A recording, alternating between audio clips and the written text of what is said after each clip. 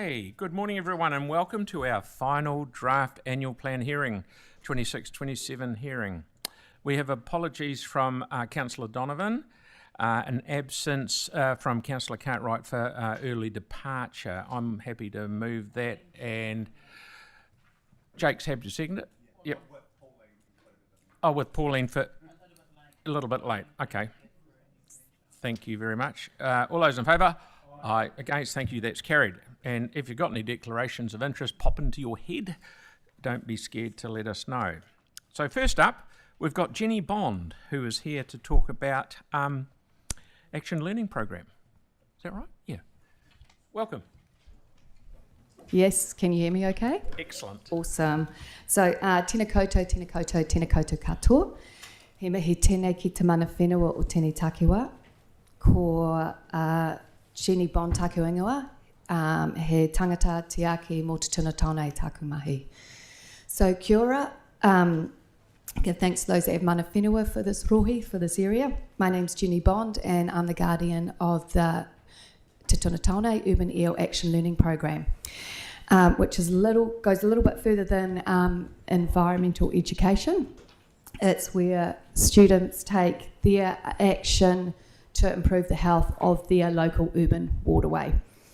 So the kind of actions that the students initiate, develop and then bring to life or put into fruition are your classics, your rubbish cleanups, working alongside Avonal Tākaro, the plantings and then the 5-year maintenance of those plantings to ensure that they survive. But what other actions they've come up with is kind of quite creative in terms of social marketing. So they'll develop anything from a brochure, which I've got copies of, which I can leave with you. Lots of adults who receive these brochures, no offence to either council publications or communications teams. However, they do say that they appreciate the message that is coming from students in their local area. So we've got a whole variety, some with some themes from Minecraft, some themes from other gaming, and other things that kind of pick their interest. So we've got a whole variety here. This is just a sample. So this one's more targeted at the grown-up. And this one here is more targeted at someone like Jules. And then here we go, we've got a beautiful here of actual stormwater and, you know, what actually comes out. Because they soon learn through the work with me that stormwater largely does not get treated here in Ototahi, that it goes straight into our waterways untreated, which, in my experience, about 80% of adults under the age of 60 are unaware of that. The other things they've done is they've created books. This is Larry, the Heroic Eel, and Polluter Pirate Pete, all written and illustrated by themselves. So I guess what I'm trying to get across here is that the funding from Christchurch City Council, which I'm really thankful for, Sustainability Fund in the past, your Environmental Partnerships Fund and your Christchurch Waterways Partnerships Fund, is instrumental in enabling me to do this mahi. Without it, it wouldn't happen. So I have got some lovely numbers that were in my submission. The numbers would have been better last year because you can't predict how many children will be in a class when you work with them. However, it works out to be 1 hour of my paid time ends up in about 5 hours of in-kind, volunteer or participant time. So for every hour that you pay me or Arapata, we end up with 5 hours of time from other people. So we also work closely with the Opawaho Heathcote River Network, Avonal Tākaro Network, Avon Heathcote Estuary Ihutai Trust, and of course really helpful staff at Christchurch City Council. So working in partnership with all of them enables us to be able to deliver such an informed program to the Ākona students of Christchurch. So I guess I wanted to come here today, kanohi ki te kanohi, face to face, to see that in the annual plan there is a proposed reduction in rates to be achieved by not increasing these funds, and that reduction would be 0.04%, which seems, I feel like you could probably try and find that somewhere else than getting it from these funds which, you know, pull in 5 hours for me. Last year it might have been 8 hours.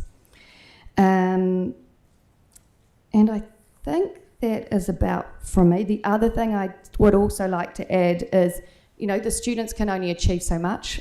Prior to doing this kind of work, I worked in industry.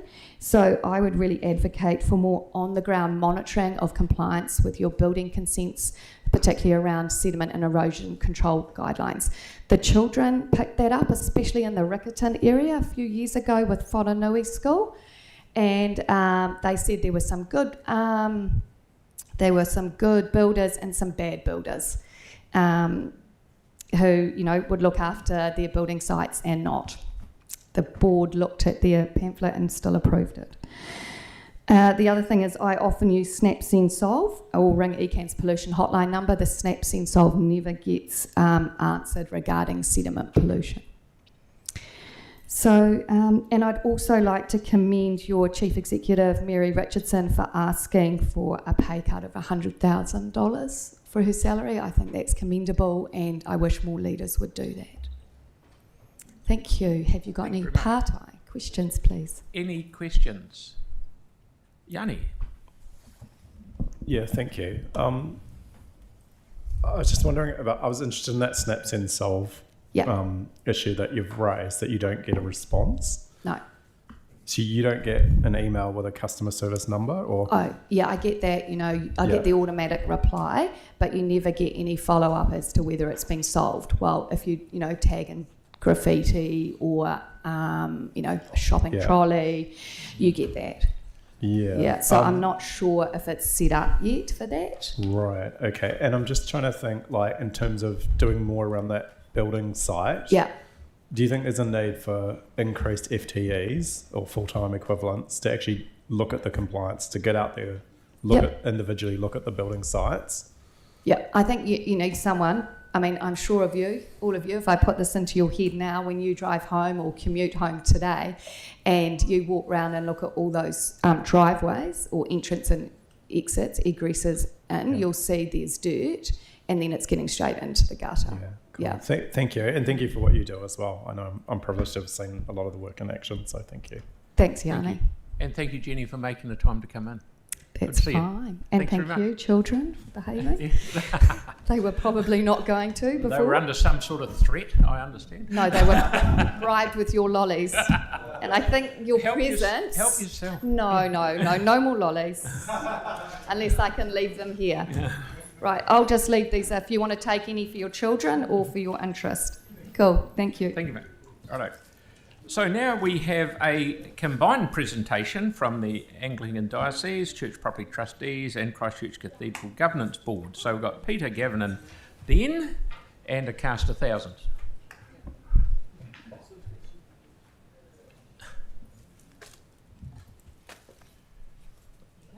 Thank you very much.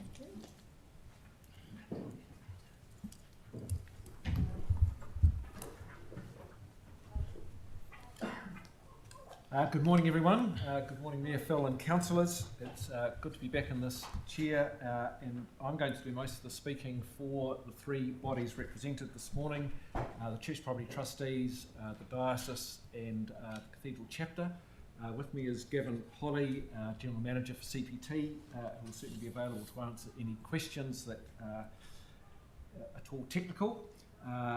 Dean Ben Truman is not with us today. He's on a family holiday on the West Coast, and I forbade him to get in his car and drive all the way over here for a 10-minute presentation. I'm sure you'll understand the importance of a man with young family and a wife having a good holiday. Absolutely. Behind me are clergy and lay representatives from the Diocese of Christchurch as a sign of our diocesan commitment to being here this morning. So is that better for hearing? Yep, okay. So we want to talk about reinstatement and reopening of Christchurch Cathedral and to strike the note of a partnership for the heart of Christchurch. Everything we say today really builds on the CCRL presentation last week, and I hope that what I'm saying doesn't repeat much of that presentation at all. And do I have a clicker here? I do. So just to explain, the Diocese of Christchurch is relative to the cathedral got three aspects. There's the diocese, meaning the bishop, when we gather in our synod, our annual AGM, and make sort of big decisions, and all our parishes. And we have 55 parishes spread across Canterbury, Westland and the Chatham Islands. And we, if you like, represent the ability of the diocese to think big, to think strategically, and to work out all sorts of questions in our life together as church. Our Cathedral chapter is responsible for the cathedral as a living building serving both worshipping and civic communities and warmly welcoming visitors to the cathedral and enhancing liveliness in the cathedral square. We could think of chapter with the Dean and the staff who work with the Dean and all the volunteers who make the cathedral happen through 7 days of the week as the operating arm of the cathedral, because then Church Property Trustees is the owner of all our church properties and is the legal owner of the cathedral and the land immediately surrounding it. But Church Property Trustees, apart from particular interests in, say, making sure insurance is paid each year, or in particular questions of maintenance and development, when we need to get resource consents and all the things that an owner needs to be involved in, doesn't have anything to do with the actual operating of the cathedral. So we're united in the cathedral's reinstatement, supported by our collective contribution of $38 million so far and a commitment to a target of a further $20 million. We see the cathedral as a defining civic and heritage landmark. For nearly 150 years, in 2031 in fact, Christchurch Cathedral has stood and will stand as one of the most recognisable symbols of our city and region. It's located in the heart of the city. It has been a civic anchor around which city life has revolved for many decades. It is a Category 1 heritage building, and it represents an irreplaceable link to Christchurch's historical narrative back into the 19th century.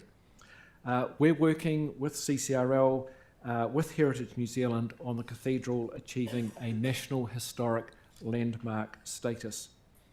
And we want to remind Council this morning that the cathedral has always functioned as a shared civic asset. People of many faiths and of none have used and valued it as a place of gathering and cultural expression. And our commitment through all the years since our decision in 2017 has been that when reinstated, the cathedral will once again contribute to the culture and daily activity of our city in the heart of the city, the square. Completing Christchurch's earthquake recovery. This is a point which I think has been made several times in the last few days to the Council. If more than a decade on from the Canterbury earthquakes, the continued absence of the cathedral remains one of the most prominent symbols of incomplete recovery, we would love to see its reinstatement representing the final chapter in our city's earthquake journey. Again, in line with some other presentations, completing the reinstatement would reinforce confidence in the central city, provide a focal point for the public life, and enable some civic rituals that have been displaced for many years to resume. We have got resumption of Anzac Day ceremonies around the Citizens' Memorial, but there are other ways in which the cathedral itself will serve the civic life of this city through years ahead. So we're looking forward to a moment of collective closure and renewal when we reopen the cathedral and thus affirm the city's resilience and future. We want to emphasise why the council leadership in this matter is catalytic. First of all, if we secure your commitment to this building as one of the 4 heritage icons of the city to be helped, it will unlock philanthropy. Many potential donors await a clear council commitment before pledging further support, but we're 100% confident that we can unlock that support if we have the signal. Secondly, it will restore confidence. Leadership at this stage counters recovery fatigue and renews public momentum towards the completion of our earthquake recovery. We believe you'd also signal a city priority. You'd send a strong public signal aligning with strategic city objectives by supporting the cathedral's reopening along with the other iconic heritage projects. And we believe you'd also be offering in your leadership a partnership model. not funding this alone, philanthropy, the church itself, we also believe central government, following a coalition deal with New Zealand First, would be all partners in making this happen and achieving this goal. We encourage you to think of your leadership as catalytic to completion of this project. And we also want to say that we see the cathedral's reopening as aligned with council objectives. It's particularly important, and obviously so, for the Cathedral Square's revitalisation. It will be part of economic resilience for the city. It will help drive visitation, tourism and retail activity in the centre of the city. I've been staggered personally as Bishop, attending many services at the Transitional Cathedral, to see so many tourists turn up to visit even that relatively modern building. They're often queuing up at the end of services, they're wanting to get in during services, and we have to say come back later. It's incredible the drawcard value that a cathedral has. We've probably seen this, I've seen it myself when visiting other cities around the world, but it is a particular drawcard for tourists here in Christchurch City. We know the Council's committed to heritage protection, and commitment to the cathedral would reinforce that long-standing commitment you have to heritage in the city. And we also see the cathedral, fourthly here, contributing to community well-being, a shared space open to all for civic and cultural uses alongside our use of the cathedral for regular worship, in particular our choral worship. Finally, we want to see this submission, along with all the other submissions, as being part of a sense of partnership within the 2026-2027 annual plan and long-term plan. The joint request from the diocese, chapter and church property trustees is for council to prioritise a meaningful funding of $30 million. In partnership and working together with council investment of $30 million alongside a $15 million coalition commitment made recently by the leader of New Zealand First, a $20 million diocesan commitment and philanthropic and community contributions, the cathedral can be reopened before the end of 2030. And we will see restoration of the civic, economic and spiritual heart of our city. Thank you for listening. You've had lots of submissions, and I admire your own personal resilience through this time. You're amazing. But Gavin and I are open to any questions you've got to ask. Thanks, Peter. Mark, please. Thank you. Couple of questions here. You've mentioned the New Zealand First commitment. Are you still working with other parties to try and draw commitments out of them heading into the election as well? We're in varying kinds of conversations with other parties, but we've particularly worked with New Zealand First as the party that for a while has most strongly signalled a willingness to commit. Yep. Very good. And then you mentioned the $20 million commitment from the church. Is that basically looking to be funded from the sale of the Transitional Cathedral? We would expect most of that $20 million to be funded from the sale of the Transitional Cathedral and that whole site on the corner of the stadium site. Yep. But there would be other funds we would have to secure to make up the $20 million as far as we can understand the value of that site. Yep. And I guess to sort of play a bit of a devil's advocate here, we heard the other night of how the original cathedral was built by mortgaging other sites amongst the church. Is that something that may come into play to help get the reinstatement completed? It's unlikely. I cannot comment on how those mortgages were able to be entered into in the 19th century, other than assuming there was a confidence about repaying them. In the 21st century, our parishes tend to be cash-strapped around being able to contribute and the paying back of a mortgage. That's for all sorts of reasons, but including ever-rising costs, including costs of compliance and all of that. We generally, for example, are not permitting our parishes to enter into mortgages for church or hall buildings because of that difficulty in seeing how they can pay them back. Thank you. Here's hoping we can find a way. Victoria, please. Thank you, Bishop Peter. Gavin, nice to see so many supporters here and your clergy. My colleagues touched on the issue of a mortgage. What about a loan? So can I just have your thoughts on a 15 million grant to match a coalition commitment and the balance being a 15 million loan? Can you talk to that and also touch on your ongoing operational expenditure and how you envisage that working out? Because I'm aware that in the past the council has provided an annual operating grant. So I'm keen that you can talk to both of those issues, which perhaps are a little bit entwined.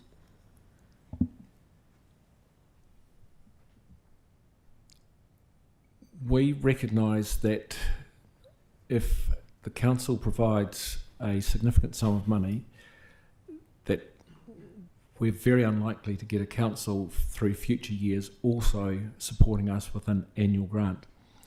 My understanding of when there was an annual grant was that it was a recognition of the need to work with the tourists and visitors to the cathedral. We would envisage things such as a kind of cathedral experience ticket involving people being able to go up the tower as a way of earning income. On our general understanding of how cathedral accounts work, for example, in the transitional cathedral now, and there's no reason to think that suddenly things would magically change moving back into the square, we value tourist income both through donations and also access to our shop in the transitional cathedral. So I would envisage that we would need a good portion of the income we could identify as tourist and visitor income as needed for the operational income.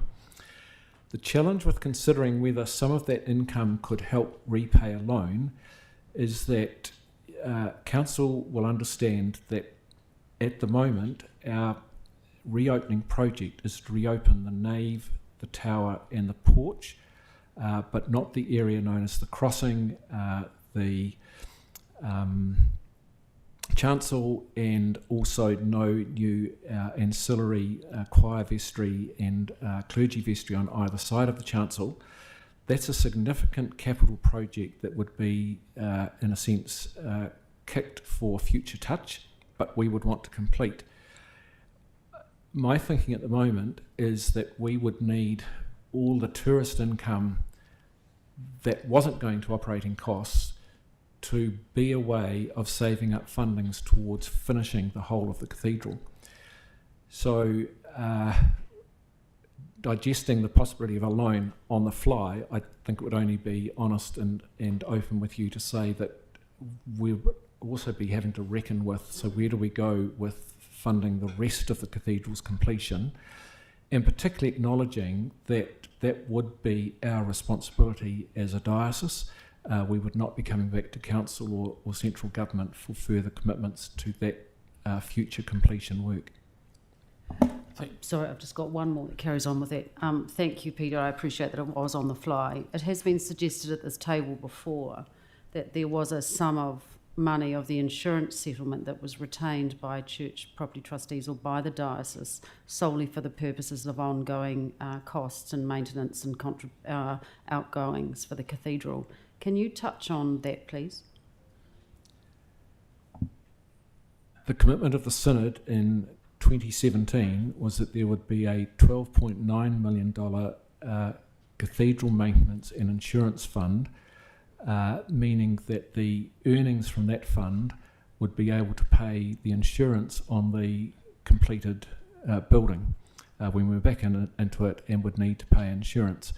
It was called maintenance and insurance, but we're very aware, you will be very aware, that insurance costs are rising so rapidly in a natural disaster, New Zealand, that we do not even envisage that the earnings from 12.9 million would pay all our insurance costs, and we do not see that it would be able to, that fund would contribute to our maintenance costs as we go along, and we'll have to also wrestle with the implications of that once we're back in the cathedral. Sorry, Yanni, I haven't got time. Aaron? Yeah, so thank you for your presentation, and another good one, makes sense. I want to just put a slightly more radical proposal out there as an idea. how wedded are you to the name of Cathedral Square? If someone, like if we did an international search for a philanthropist that wanted to name a square after their family name or something, but paid for the entire rebuild of the cathedral. Can you guarantee that that name would not begin with T and end with P? Same coloured money. The thing is that would you be that wedded to the name? It was originally Ridley Square, of course, and Ridley was a martyr, so we just martyr the name. I don't know if Gavin can help me here. I have no idea who has proprietary rights over the name Cathedral Square. Certainly the original name was Ridley Square, in keeping with Latimer and Cranmer Squares. Yep. Do you have any understanding of the proprietary rights over the naming? I don't believe that church property trustees or the diocese have any proprietary rights for the naming of Cathedral Square. Thank you. So but not would you be upset if that came about? That's a hard question to answer. That's I try to keep my own personal upsets out of the whole set of cathedral questions and dilemmas. But I want to emphasise what Gavin said. We do not understand that we have proprietary rights over the naming of the square. Thank you, Aaron. We're way out of time. Sam, please. Thank you. Always good to see you. In terms of, two things. So the money that currently was committed by council and that is owed to the church, the $7 million, would it be helpful if we, in this annual plan, struck to just pay that immediately? Would that be useful? That would be very useful. Yep, okay. Cool. And the second one is, and it's a lot of feedback we get, from what I get from people is, around property rationalisation. So you obviously talked about the temporary, or the transitional cathedral, and hopefully that goes to market and you get the best price for it. In terms of other property, because what's going through my mind, sorry to drag it out, Phil, is that it's going to be really hard for us to commit a substantial amount of money until the coalition agreement at the next election is written, which talks about whether the 15 million is coming from government. I think at that point, then the conversation does change. But until after the election, it really is just, it's a commitment, but it's not in stone until it's in that coalition agreement, whatever that coalition looks like. Is there anything else you can do as a church or as a CPT in terms of property rationalisation that meant that, to Victoria's point, if we couldn't do 30 million, because it's a lot of money and we've heard for days of people needing different things around the city, but we could look at potentially matching what the government were putting in. Is there more scope within your property to contribute to that, which then might mean that of that, sorry to drag this out, Phil, but if we went, you're asking for 30 million from us, we said actually we can't do that, but we could do 15 to match the government. There's another 15 million portion. You can property rationalise some of that, but then we could loan you the balance to get it done. What have you got in terms of property that could be moved around the place? Because a lot of money. It is a lot of money. We don't have a lot of room to move in the sense that all our other properties are owned, they're legally owned by the church property trustees, but they're practically owned by their local parishes, and they normally have plans, hopes and dreams for what they're going to do with those properties. There are, from time to time, churches we sell where we have potentially got some surplus funds within parishes. We will need to talk to those parishes about their contribution towards that 20 million that we've targeted as a commitment to the project. The ability to come up with another 15 million is very difficult, if not impossible, to see at this point in time. There is, I guess, possibilities of looking at, say, some of the land around the cathedral that is owned by the church property trustees, whether that could become part of talking about the 30 million. There's already been some conversation with cathedral staff about that. That's potentially the most flexible land in that sense. Okay, that's good. Thank you very much, gentlemen. It's very clear, and thank you for your submission. Okay. Thank you for listening. Thank you. Good to see you. Okay, Colin, please.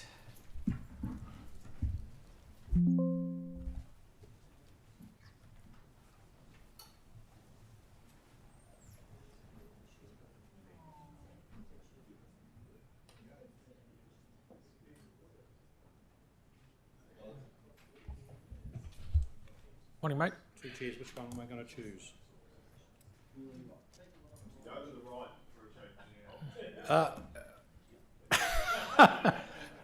I'm all very collective, all sides. Kia ora koutou.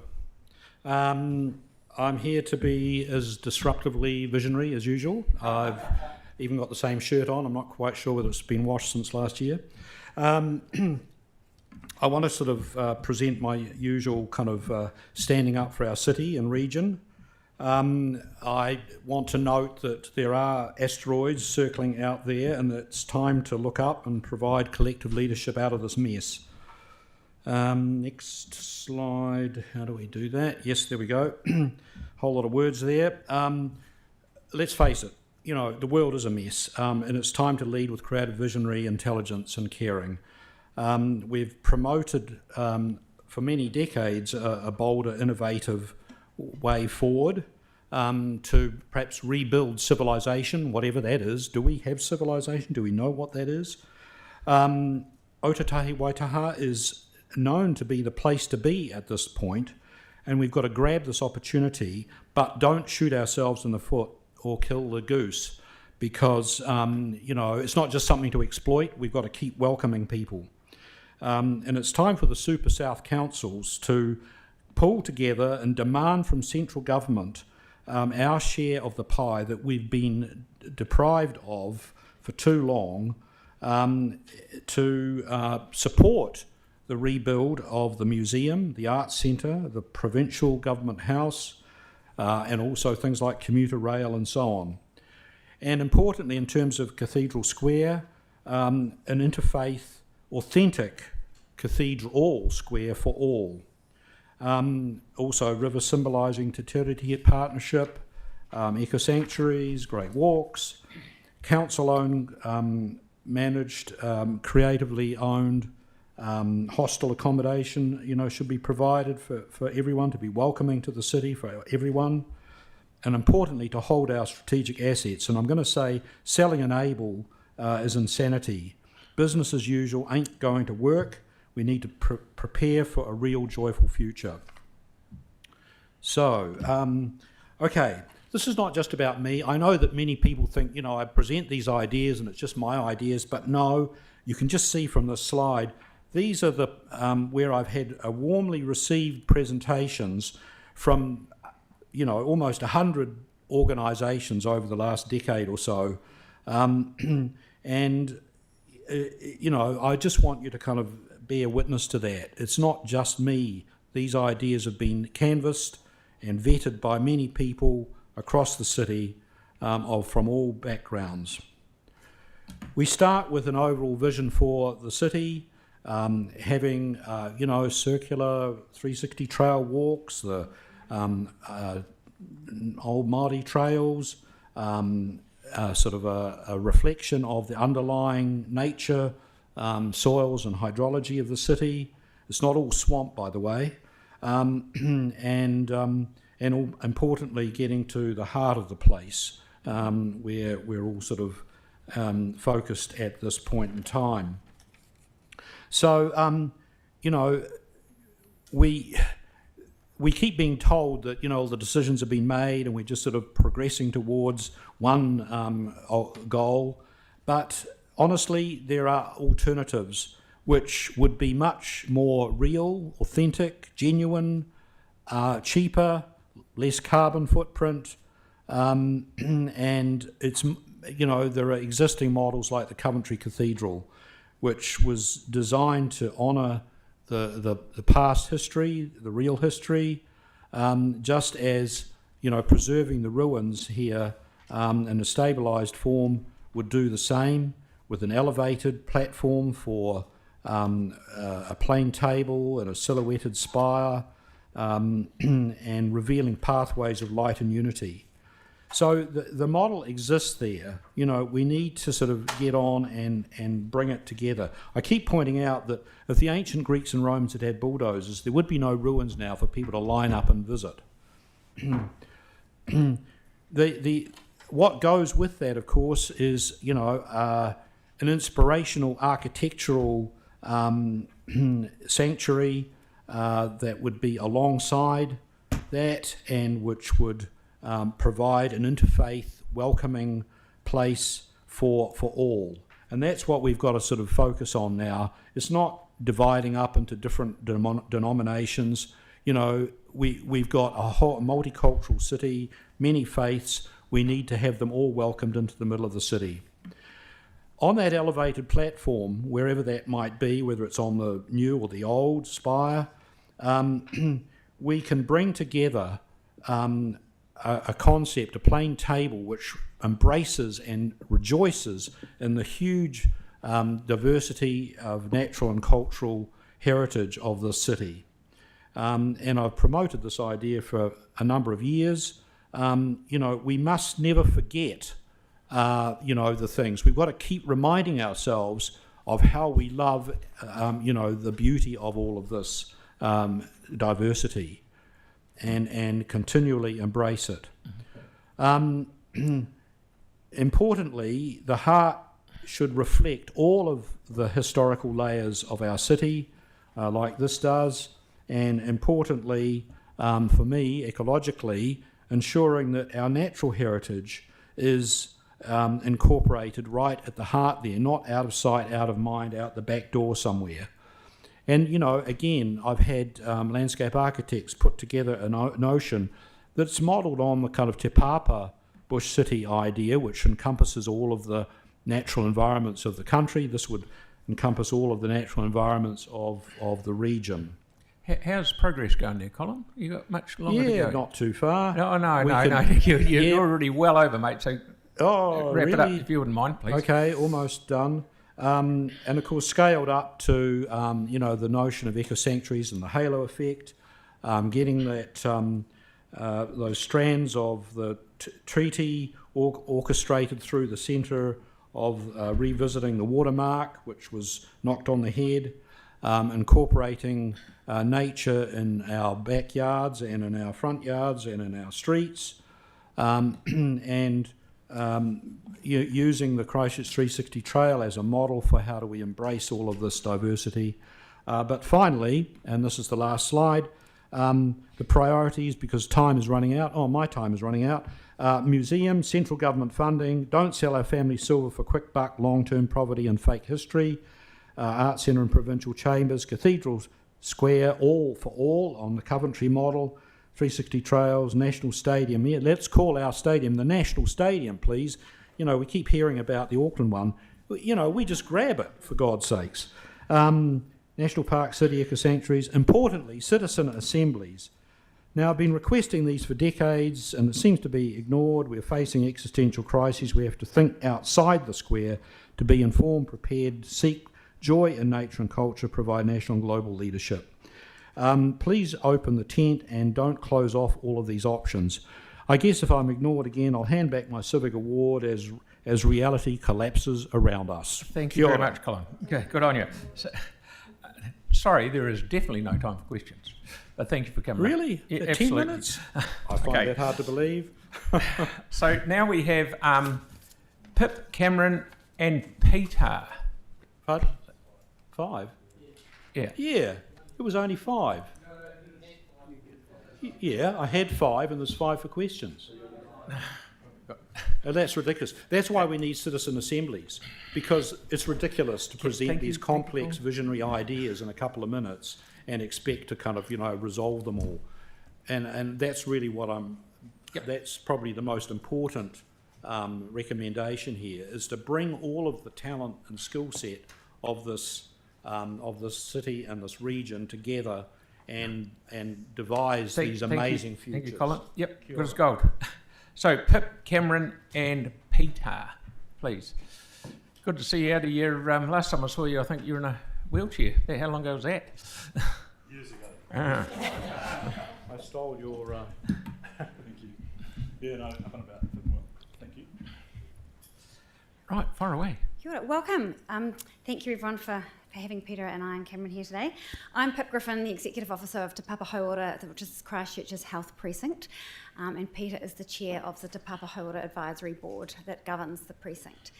And we are a really important integral part of the city. And we have put a request into the Christchurch City Council for $15,000 for signage in the precinct. At the moment, the Te Papa Hauora Health Precinct is relatively invisible, but it's got some really key important players in Canterbury that sit within the footprint of the precinct, but also contribute to the city in many ways. The purpose for our submission for signage is to raise the profile of the precinct. The partners to the precinct are Health NZ Waitaha Canterbury, the University of Otago, the University of Canterbury, and ARA Institute of Canterbury. So those are four key players in the city, and we also work very closely with Ngāi Tuariri Mana Whenua. We've been advised, we've met with Christchurch City Council staff regarding this, the issue of signage, and we have been encouraged to make this submission, so that is why we're here today.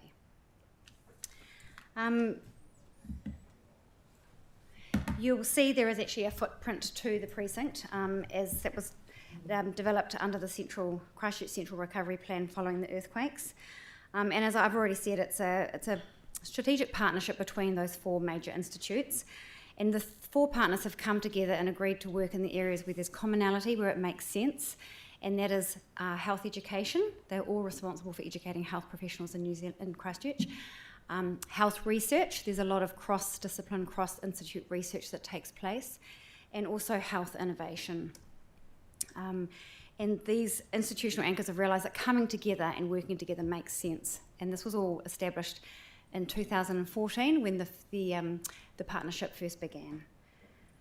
We have an advisory council that has a member, an executive member of each of the four partners, plus Ngāi Tuariri that sit on that, and they govern the activities of the Christchurch Health Precinct. And the precinct has myself as a part-time staff member and Cameron who works with me as well. It's a really thriving place. I don't know if any of you have been down to the precinct recently, but it's really buzzing at the moment. There are students, there are health professionals, there are researchers, there are educators, academics. We've got some major works happening with the extension of the hospital there. We've got the University of Otago's $300 million, I think, building that's almost at completion. In September this year it will open. And we've got the other final building that has started as well at the end of the precinct, which will be for student accommodation. So it's a really thriving part of our city, the actual precinct itself, but the partners to it contribute more to the local economy than just within the precinct, the footprint. We also have a number of centres of research excellence, the Christchurch Heart Institute, the Brain Research Institute, the University of Canterbury's Child Wellbeing Research Institute, and they sit within the precinct, but also on the periphery of the precinct. We've got others such as Mars Bioimaging, Pacific Medical Association, and BioAura, which is opening its manufacturing facility in October of this year. So yeah, it's a buzzing place, it's got lots going on, and it's just still relatively invisible, which is why we've submitted for some signage to the precinct. We've spoken to Christchurch City Council staff and we've looked at areas where we would put the signs.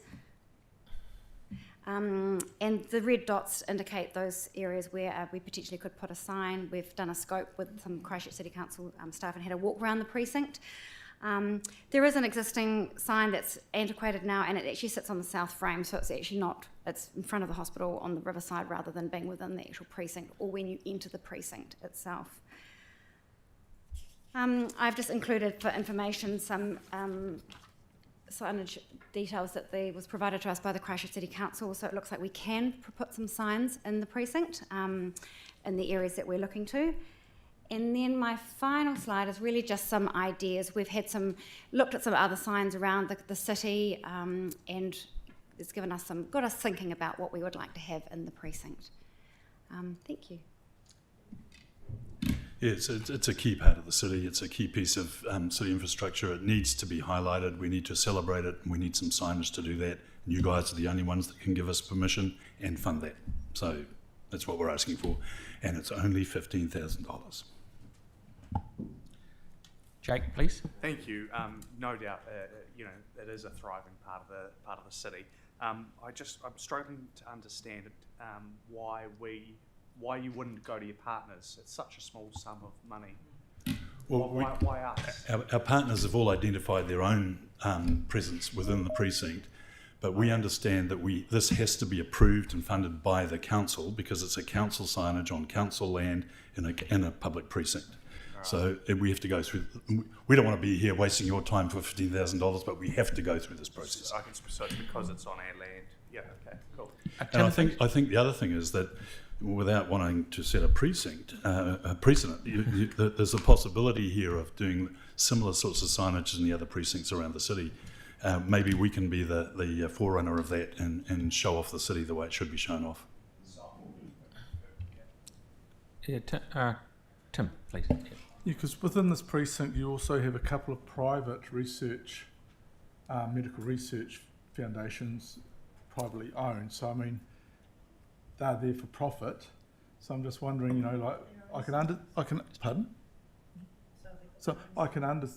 well, it seems everybody's got their own signs, but I'm just wondering where the vision, because I can understand us being council giving permission to put a sign in, but you know what you need on it. I just can't understand why we would have a say in what goes on it. Well, you guys do control what goes on the sign, and that's part of the conundrum that we're facing. We would put a sign up tomorrow if you said go put a sign up, but we can't do that. We're just not allowed to do that. Well, I can understand the process of giving permission and what site, that there are certain rules, etc. Yeah. But what goes on, none of us are medical experts. You also have a blood organisation, that takes Aranui, is it? Aranui blood testing or whatever it is. So there are a whole lot of other things in there, just apart from we're not overtly supporting private enterprise. We're highlighting the precinct as a fundamental part of Christchurch's economic infrastructure, and I think it's totally appropriate that the council pays $15,000 to put the signage up around it. Sam, please. Hey, thanks, team, for coming in. In the interest of not wasting 15 grand of time talking about it, can we just ask the staff to go away and do it, rather than, we shouldn't have to wait. Oh, it's great you've raised it. It's a very minor operational thing. Yep. It shouldn't be dealt with via an annual plan. We almost just need it done. You shouldn't have had to come. Yeah. So we'll just get it done.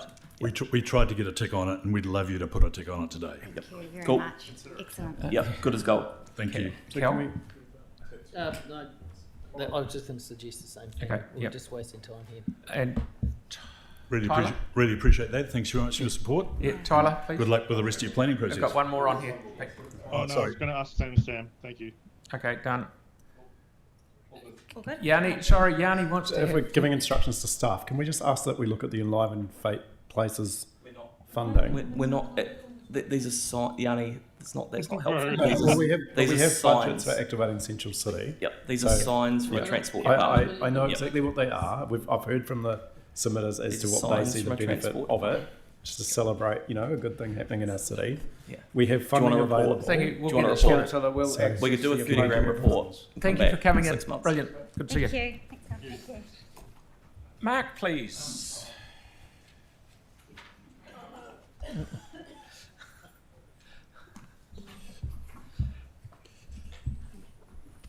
Good afternoon.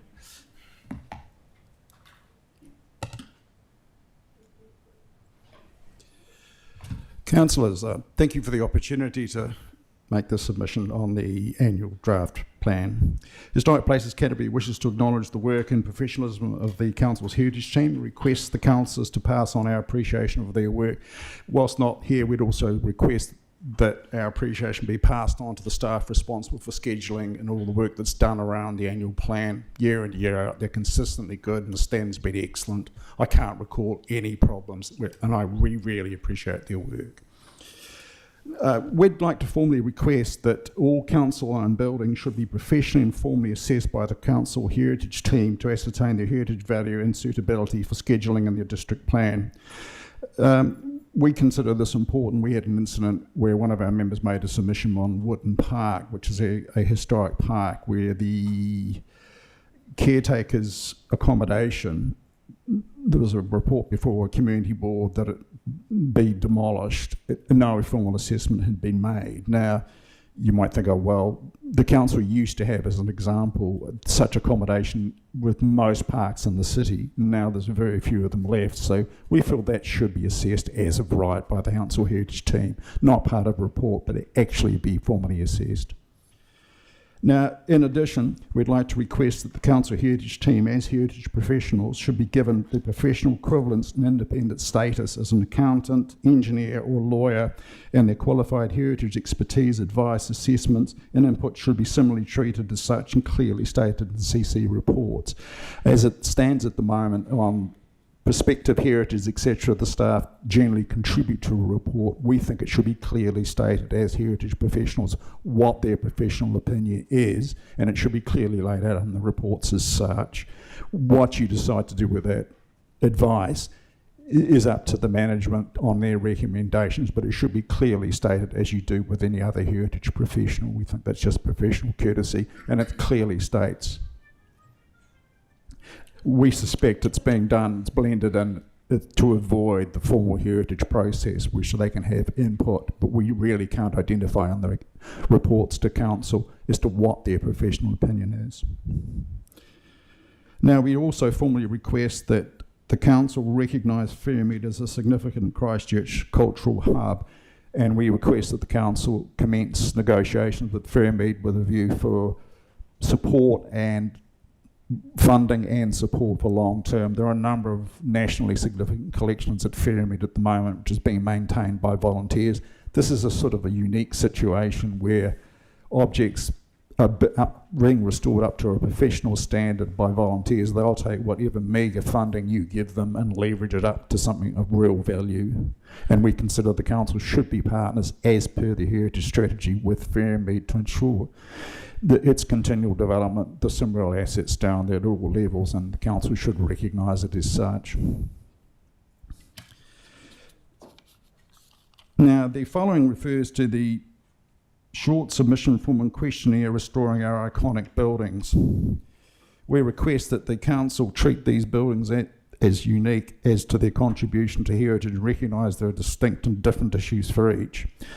These are high value heritage buildings, should be subject to processes that recognise their different circumstances. In other words, the decision making should be thoughtful, unhurried, considered with input of relevant heritage experts and a full comprehensive public consultation. We submit the heritage questionnaire will provide little of substance aside from being a popularity contest. I make the note that on major capital projects, the council does not provide a ranking list on what is important and going to the public with a questionnaire by saying we're going to spend so much money, which project do you consider important? So we're wondering why heritages are being singled out. We're also, our specific criticism, the other thing too as well, that we noticed that as a questionnaire, we do question as to why a number of those organisations are actually committing funds to help with the popularity contest. I'm aware of one organisation that's got billboards and bumper stickers, etc. And I question whether the council should be concerned that they've created a situation where sparse resources are being committed to what is a popularity campaign, and I would question whether you consider that to be a good process. With our specific on our criticisms on this one, we noticed that the council questionnaire states that $290 million could be spent, but there was absolutely no breakdown as to what the cost is on each of the heritage projects to make an informed decision if you were going to rank. For example, we know you've said effectively on the provincial council building you will be negotiating, if it's with a private developer, the costings, etc., their commercial negotiations. So how could you make a decision and ask for ranking when you're not sure what the council's final amount of money to be spent is, because you're subject to commercial negotiations. On other projects, you won't know what that contribution or the money is going to be. Some will involve central government, and some will involve other territorial authorities. We look at the museum, which is at least 3 territorial authorities and the government involved. So if you're asking for a questionnaire, you would expect that you would provide costings as to what it's going to be, what the final amount the council is likely going to contribute before you would rank it. That's an important situation. We also note that, as an example on context, the Arts Centre generates 1 million visitors a year, the stadium, to match that 1 million visitors a year, will have to sell out 27 times a year. Now, the council considers an investment in the stadium for the public good. Should the public be also informed that the Arts Centre provides very good value? I think from memory, media reports are suggesting that the stadium will sell out once this year, not 27 times. Surely, if you're going to run a popularity contest, you should involve the public to say that the stadium's return for council funding and what that funding is compared to the stadium. I'm not saying the stadium is a bad thing, but from a pure economic point of view, if you want a balanced comparison or judgment to be made on relevance, it should also be considered when it comes to its value.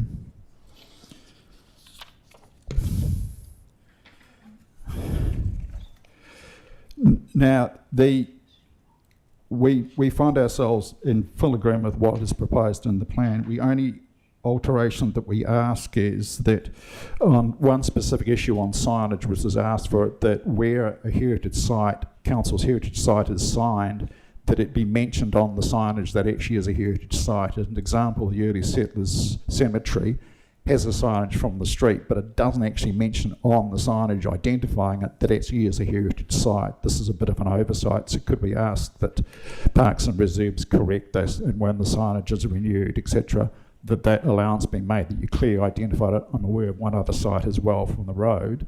There's a house and the parks. Again, it's not visible from the road saying this is actually a council heritage site. It's an oversight, but it's good communication to say we're proud of the heritage that we support. Now, it's a regular request, and we ask that sincerely that the council reinstate heritage incentive grants and the intangible heritage funding, which is sort of so far down into the long-term plan. We'd like it brought back this year. There's an inequity there if you're a heritage building owner, as an example, that you are constrained by the Resource Management Act. You're expected to go through the process and get permission to repair your building, etc. Yet the council, you take on this role, yet the council offers no incentive or help in doing so, but will constrain you by the regulation. We think that's a little unfair. There are a number of projects in the community which are worthwhile and we think should be supported by the council, oral histories, etc., as well as heritage objects. And we think the council should support this. You are probably the only metropolitan city in New Zealand that doesn't offer heritage grants, and we'd be pretty well confident there are a number of district towns that also offer heritage grants and you don't, which is a bit of an embarrassment, to be honest. If I was out of the city describing Christchurch's approach, there's many things you do very, very well, but this is a major oversight. We think you should correct it. And that is the end of my verbal. Thank you very much for listening. Thank you. Pauline has a question. Thank you. This is clarification as well, Mark. Thanks for coming in. The consultation document wasn't intended to put the 4 iconic buildings out as a popularity contest or which one do you prefer over another. It was more getting comment on how we can fund to fix all of them. And my question is to you that some of the comments we've had around the provincial chambers was that some people were happy to see that parked for a little while and perhaps concentrate our resources on the other 3. So what's your feeling about that? Well, I think then, as my point was, that each of those projects each of those buildings has specific issues and requires a full public consultation. Since you brought up the provincial council building, unfortunately I'm going to have to respond that on 2 separate occasions you have gone straight into public excluded negotiations without a full public consultation, which we've requested for, so the public would have to say. So you could actually, that includes experts as well as the general public, just even to explain what the council's position and those options are. I consider that to be very important to involve the public. And that's the intention. This is a lead into the LTP next year. I understand that. My concern is that resources are being spent promoting it, population like the billboard campaign, etc., like that, which could be spent on other issues, promoting the city and the city's heritage. Thank you, Pauline. Thank you. Sam, and then that's it. And good to clarify that. Pauline, thanks, Mark, for coming in. I just wondered, in terms of just those comments then to Pauline, just so I've got it clear, are you saying don't fund anything until we've done full consultations on all of them? My attitude is that the council faces many options, and I think it's important that a full consultation. Now, consultation also considers full public consultation to explain the options that are available, as well as experts to provide input as well, so that you go ahead and everybody understands what the issues the council are facing. Yeah. So just so I'm clear though, because you're here speaking on behalf of Historic Places Canterbury, you're effectively saying no money into the heritage buildings for this annual plan? No, I'm not saying that at all. What I'm saying is that money is spent. Like at the moment you're doing maintenance, etc. I understand on the provincial council building, repointing, etc. That's important. There are some issues as regards to the museum. We would support the council supporting the museum, but we're also suggesting that reducing that to a questionnaire saying, well, should we do this, should we do that, when the decision making you're going to go through on the annual plan, as the council's indicated, that's the questionnaire is really not much relevance when you engage in negotiations, and your decision making is considered with each of the individual iconic buildings. So where the questionnaire sits amongst that, I can't quite see how that informs your decision making. So just because I'm probably more confused now than I was at the start. So if we're deliberating on putting money into the budget next year for those 4 iconic buildings, do you think we should do that, or do you think we should consult and then put money in? No, the issue, if you're deliberate, you're discussing the deliberations for the long-term plan for next year. You're talking about preliminary discussions or what's in the draft plan this year. Yeah, because I'm saying there's been some feedback from some of the groups that actually they need money earlier. So I'm just trying to understand if you would be supportive of putting money in from the Historic Places Canterbury this year, or waiting till the LTP and consulting on it. I'm just not sure. So Again, I can't give you a blanket saying, yes, you should, depending on the circumstances. That's our argument. Your argument is that we're going to put a questionnaire out, as my understanding from the other questioning, on those 4 iconic buildings. My argument is each of those buildings has got specific circumstances for you to decide upon, and your decision making will be dependent on the circumstances of the request and that's there. Some cases may require full public consultation if it's a large project. On some cases, if it's straight restoration, etc., it won't require public consultation. But I encourage money to be spent and support community groups. Thus, we ask for the reinstatement of heritage grants and intangible heritage. I think it's a no. Thank you. Thank you, Mark. I think we've got to the end of our time. Thank you very much for coming in. Thank you. Lily Shields is online, please.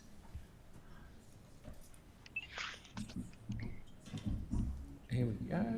Kia ora, sorry. Hello. I'm here to support the additional funding for the Canterbury Museum. I'll just keep it short. I've been a resident of Christchurch for 22 years, and I grew up with the earthquake, so it was actually on my 7th birthday. And seeing the city come to life kind of again in the past really 5 years has been a wonderful experience, and I think it would be a pity if the Canterbury Museum would be left out and it wasn't a piece of that. So I think cultural heritage is it's imperative to have that as part of civic and just a social life. So I think it's incredibly important for us to support that by giving the Canterbury Museum a functional and suitable building that it needs. As somebody who works, my professional life is also to do with heritage as well. I think that the value of these collections and what they mean for us as a society is just is so important for us to treasure. There's a taonga that tell us about who we are as a people, and if we don't value them and we lose them going forth, it's an incredible loss for us as a country and us as a city as well. So I think I won't go on too much, but I just think it's an incredibly important part of our city, and it's something that I think as a citizen I would like to see come forth. Yeah, thank you. That's very good, Lily. Thank you for making the effort. Has anyone got any questions? You certainly resonate what we're hearing from a number of people, so thank you so much for making the time and effort. That's okay. Thank you very much. See ya. Bye. Okay, so now we have a combined presentation from Pest-Free Banks Peninsula Conservation Trust. So we've got David Miller, Simon Shelton, Craig Pooling and Penny Carnaby, please. Craig not there? No, I haven't seen him actually. So Craig, that's right. Greetings. Kia ora. Kia ora, kia ora koutou. Kia ora, Very everyone. conscious that we're sitting between you and lunch, and you've probably had a very intense morning, so we plan to stay on schedule. As long as you need, Simon. Oh, thank you, Simon. I'm a big fan Go of for us, it. and we very much appreciate that. How's that? Good, excellent. Good. No, thank you very much for having us this morning, and thank you for that warm welcome, Tyrone. You're a close friend of ours. Thank you very much for the opportunity to speak today. My name is Simon Shelton. I'm the chair of the Banks Peninsula Conservation Trust, and I take great honour in that role. It's a trust that I'm very proud to be part of. With me today are two representatives, one David Miller, Dr. David Miller from Pest Free Banks Peninsula, and Penny Carnaby from Te Kahukura, which is the TKK program that looks at the Port Hills. Penny will give you more detail on that. These are two of our key collaborative programs that the Trust helps to facilitate. This year for the Trust is a very special one. It marks 25 years since the establishment of the Trust, and it's got a very interesting history which we're extremely proud of. What began as a small group of Banks Peninsula landowners committed to biodiversity protection and enhancement on private land has grown into a community-led organisation working at landscape scale across the whole Banks Peninsula ecological region. Christchurch City Council has played and continues to play a very important part of that journey, and we're extremely grateful for that and the relationship that we have with the City Council. Your support, both financially, through staff partnerships, has been instrumental into enabling the work that we'll discuss with you today. The three submissions you've received are closely connected, hence why we're all together. They represent a coordinated landscape scale approach to biodiversity and climate resilience across Banks Peninsula and the Port Hills. It's 110,000 hectares, it's huge. The Trust provides a clear 2050 ecological vision for Banks Peninsula that aligns with the Christchurch biodiversity strategy. It has established trusted relationships with landowners. We have biodiversity expertise and capacity to support landowners' aspirations for biodiversity protection and enhancement. We have effective community engagement programs that foster intergenerational caretaking of natural values and the coordination and facilitation of multi-partner landscape scale programs. These are complex, large, difficult programs to tackle. I'm also very proud at the efficiency in which the Trust delivers these. We provide, in my view, exceptional value for money for those that we're fortunate to receive gifts from, and that's something that we hold close to us. One of those is Pest Free Banks Peninsula, with a focus on delivering pest elimination at scale all across Banks Peninsula. It's a very successful project so far. The Te Kahukura brings together a Port Hills partnership restoring biodiversity and resilience. This is after a number of major events in the Port Hills. All three are community-led and agency-supported, and importantly grounded in priorities and participation of Peninsula landowners, including the Christchurch City Council. Over that 25-year period, we've seen significant progress. Some highlights include the development of a shared 2050 ecological vision guiding our work, 113 conservation covenants protecting over 2,100 hectares of high-value biodiversity in perpetuity for future generations. There's 4 biodiversity hubs of contiguous, protected, collaboratively managed, established in each ecological district. These are feeder farms essentially for the rest of the peninsula. We have a farm biodiversity program that supports catchment groups operating across 61,000 hectares. We have landscape scale collaborations involving the councils, iwi, agencies and communities. We want to acknowledge the Christchurch City Council's ongoing support, particularly through your role as a partner and landowner. And again, we're extremely grateful for that relationship. I'll now hand over to Dr. David Miller, the chair of our Pest Free Banks Peninsula Project Management Group. Kia ora, Simon, and hello everybody. It's good to see you all. Thank you for the work you do for us all, and we so appreciate the opportunity to be heard. So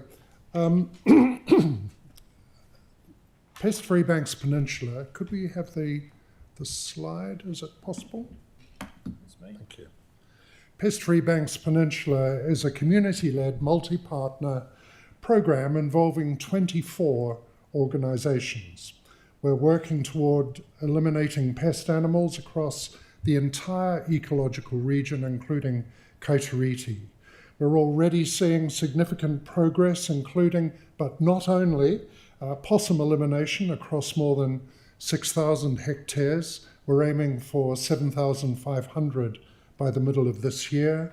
Elimination of ferrets on 5,500 hectares on Kaiteriti, and we're getting close with possums and hedgehogs.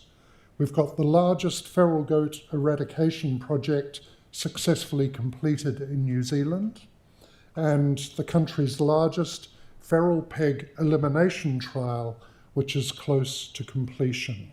None of this work is possible without landowner support and the access they provide, and that's what makes our model work.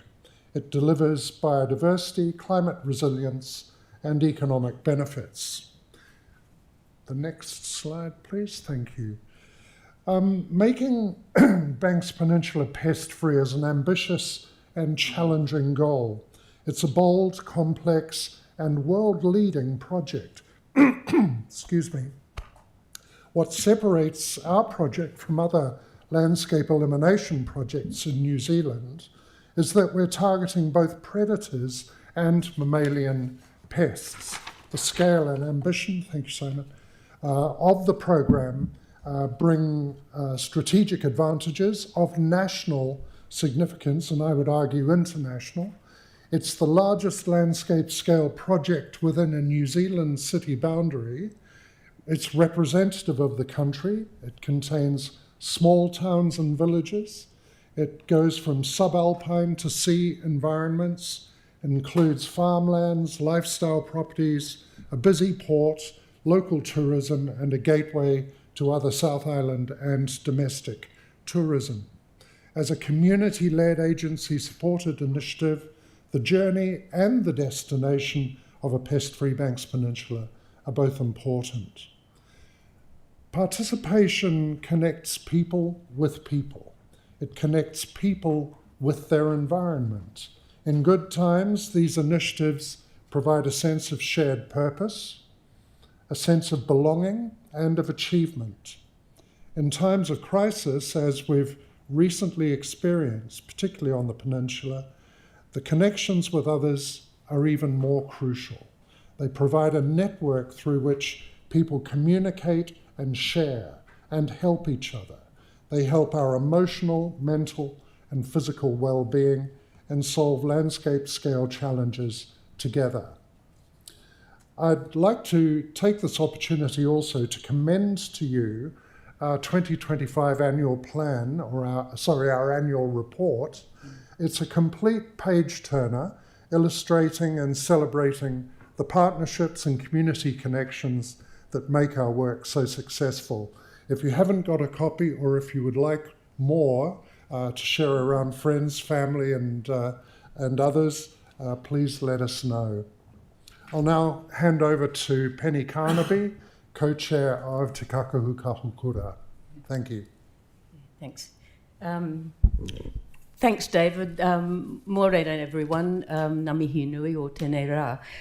It's an absolute pleasure to talk about the work of Te Kakahu Kahukura. I'll say TKK for short. Councillors will know that it's a collaborative partnership to regenerate indigenous biodiversity in the Port Hills and develop resilience to wildlife, weather events, climate changes on the Port Hills. It was established after the Port Hills fires because the devastation was so huge. We needed to actually work together to actually aid some of the recovery and damage done. And councillors will see in the slide the extent of the area. And I suppose importantly, I'd just like to point out that 31% of that land area is protected in some way, and that means in perpetuity. So every biodiversity dollar you spend in the Port Hills is in effect in perpetuity, and the connection and impact on the city of Christchurch and the Canterbury Plains shouldn't be underestimated. So it's a very important biodiversity hub, along with the other three on Banks Peninsula. If you can flick the slide. The theme of collaboration is just so important, isn't it? You gain more by working together, and that's a mighty partnership, and the council is so pivotal in that. And as I probably do every year, I'd like to just say just how special it is working with the council's parks team. They just are exceptional people. So thank you for that. If we go to the final, I'll just take you through very quickly the works program for TKK. We're involved in research and development for a landscape scale fire plan for the Port Hills, and this map gives you some of the mapping of some of the special biodiversity areas that we should look to protecting first. That we're actively engaging private landowners, enabling a feral ungulate control work to progress across the Port Hills, and we do need to have feral deer firmly on our agenda. That won't be a surprise to anyone. And we're looking at a lot of the issues around biodiversity and the improvement of water quality. We know that issues of silt into whakaroapo, all of those are issues that the council will be very aware of. It's about community. We know that we can do more together. So I'll finish by saying the funding contribution to TKK is hugely appreciated, and I think there's a tangible intergenerational impact on biodiversity. I'll hand back to you, Simon. Thank you, Penny. So together we support the proposed, just with regards to the annual plan provisions, the increase in the Environmental Partnerships Fund, the increased financial investment for the Pest-Free Banks Peninsula program, the continuation of an annual grant to the Banks Peninsula Conservation Trust that includes provision for TKK coordination, and we also encourage the council to maintain and, where possible, grow investment in the Biodiversity Fund for a range of reasons that we've outlined. These investments enable community-led, landowner-driven and agency-supported action at scale. It's huge. The largest in New Zealand, as David and Penny have communicated. Over the past 25 years, we've seen what is possible when council and community work together in this way, and we're extremely proud of that. I'd like to thank you for your time, and we're open to questions. Thank you very much. Kelly, please, and Yanni, and then lunch. Congratulations on the amazing work that you're doing. I mean, it is really incredible. Just had a little question. How are you getting on with feral deer? I had this question last year. I'll pass it over to David. We've had incredible success with feral goats and with feral pigs. I think the difference, and I'll ask my colleagues for their views on this, but I think the difference with feral deer is one of social license. We have to socialise the notion of eliminating feral deer and eliminating reintroductions. We know that there are groups of deer clustered around the peninsula, quite close to some of the urban spaces. And we think they're a result often of reintroductions by people who are interested in hunting deer meat. So I don't know if, so we've got a way to go before we can socialise that concept and get the buy-in. Yeah, and I think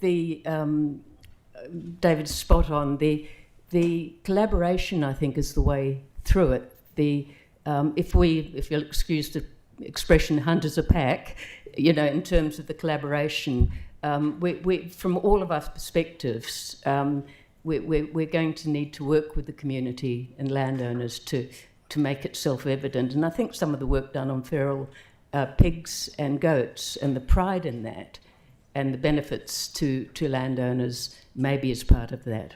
Thank you, Penny. And one quick question, please, Yanni. Yeah, thank you for the work that you do. It's really impressive. I'm just interested to know if you've had any central government funding, or if you've approached central government for funding, and if so, what does that look like? I might ask Marie, who's our general manager, to answer that one. Thank you for the question. We do. We have significant support from central government. Simon referenced our farm biodiversity program, which is supporting catchments across about 61,000 hectares. That's funded largely through a central government grant of $1 million. Our Peace Free Banks Peninsula program, about 50% of the funding comes from central government.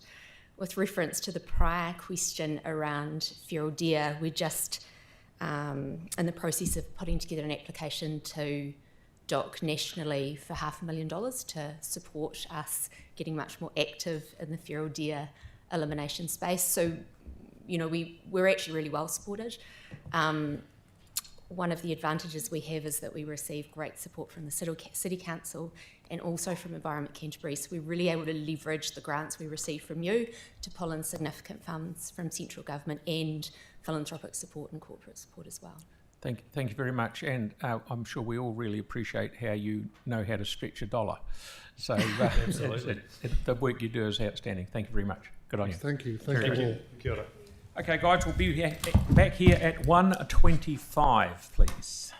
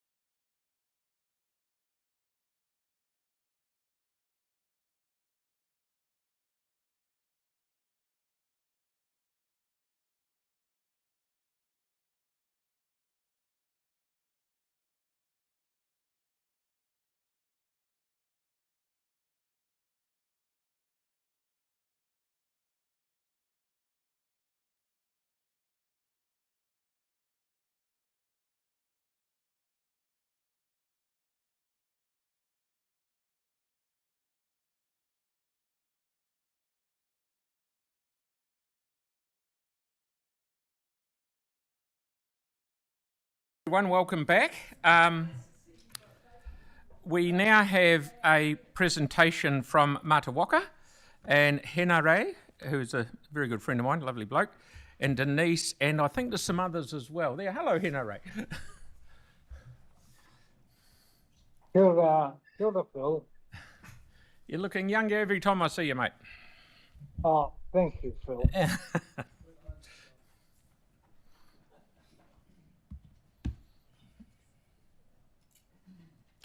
The floor is yours. Kia ora. Thank you. Tēnā koutou, te kolo matua, Phil, and the councillors. Tēnā koutou. I'm Henare, speaking in strong support of the continued capital funding for the Canterbury Museum redevelopment. We are halfway through a journey to save 2.3 million taonga, valued at over $1 billion. Treasures that were being actively damaged by our old failed buildings. This is not just a building project. It is the restoration of our city's cultural soul. Central to this vision is Arai Te Uru, a dedicated space at the museum's heart. For the first time, mana whenua will have a purpose-built platform to tell their own stories through their own taonga in a true bicultural partnership. By supporting this funding, you are enabling a space that moves beyond looking at history to actively living it through genuine whanaungatanga relationship building.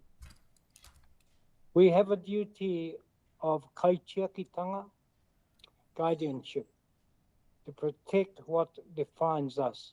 This project finally restores the iconic Robert McDougall Gallery, closed since 2011, and the world-class Mountford buildings. We are building a base isolated world standard facility so we never again have to worry about our heritage being lost to the Earth's movements. This museum is Canterbury's most visited attraction, a vital anchor of our city's economy and education.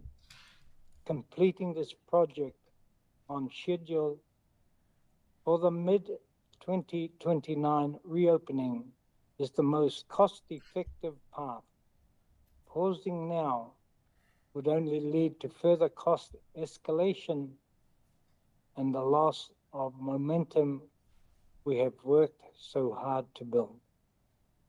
I ask the Council to maintain its commitment to this $26.9 million capital contribution.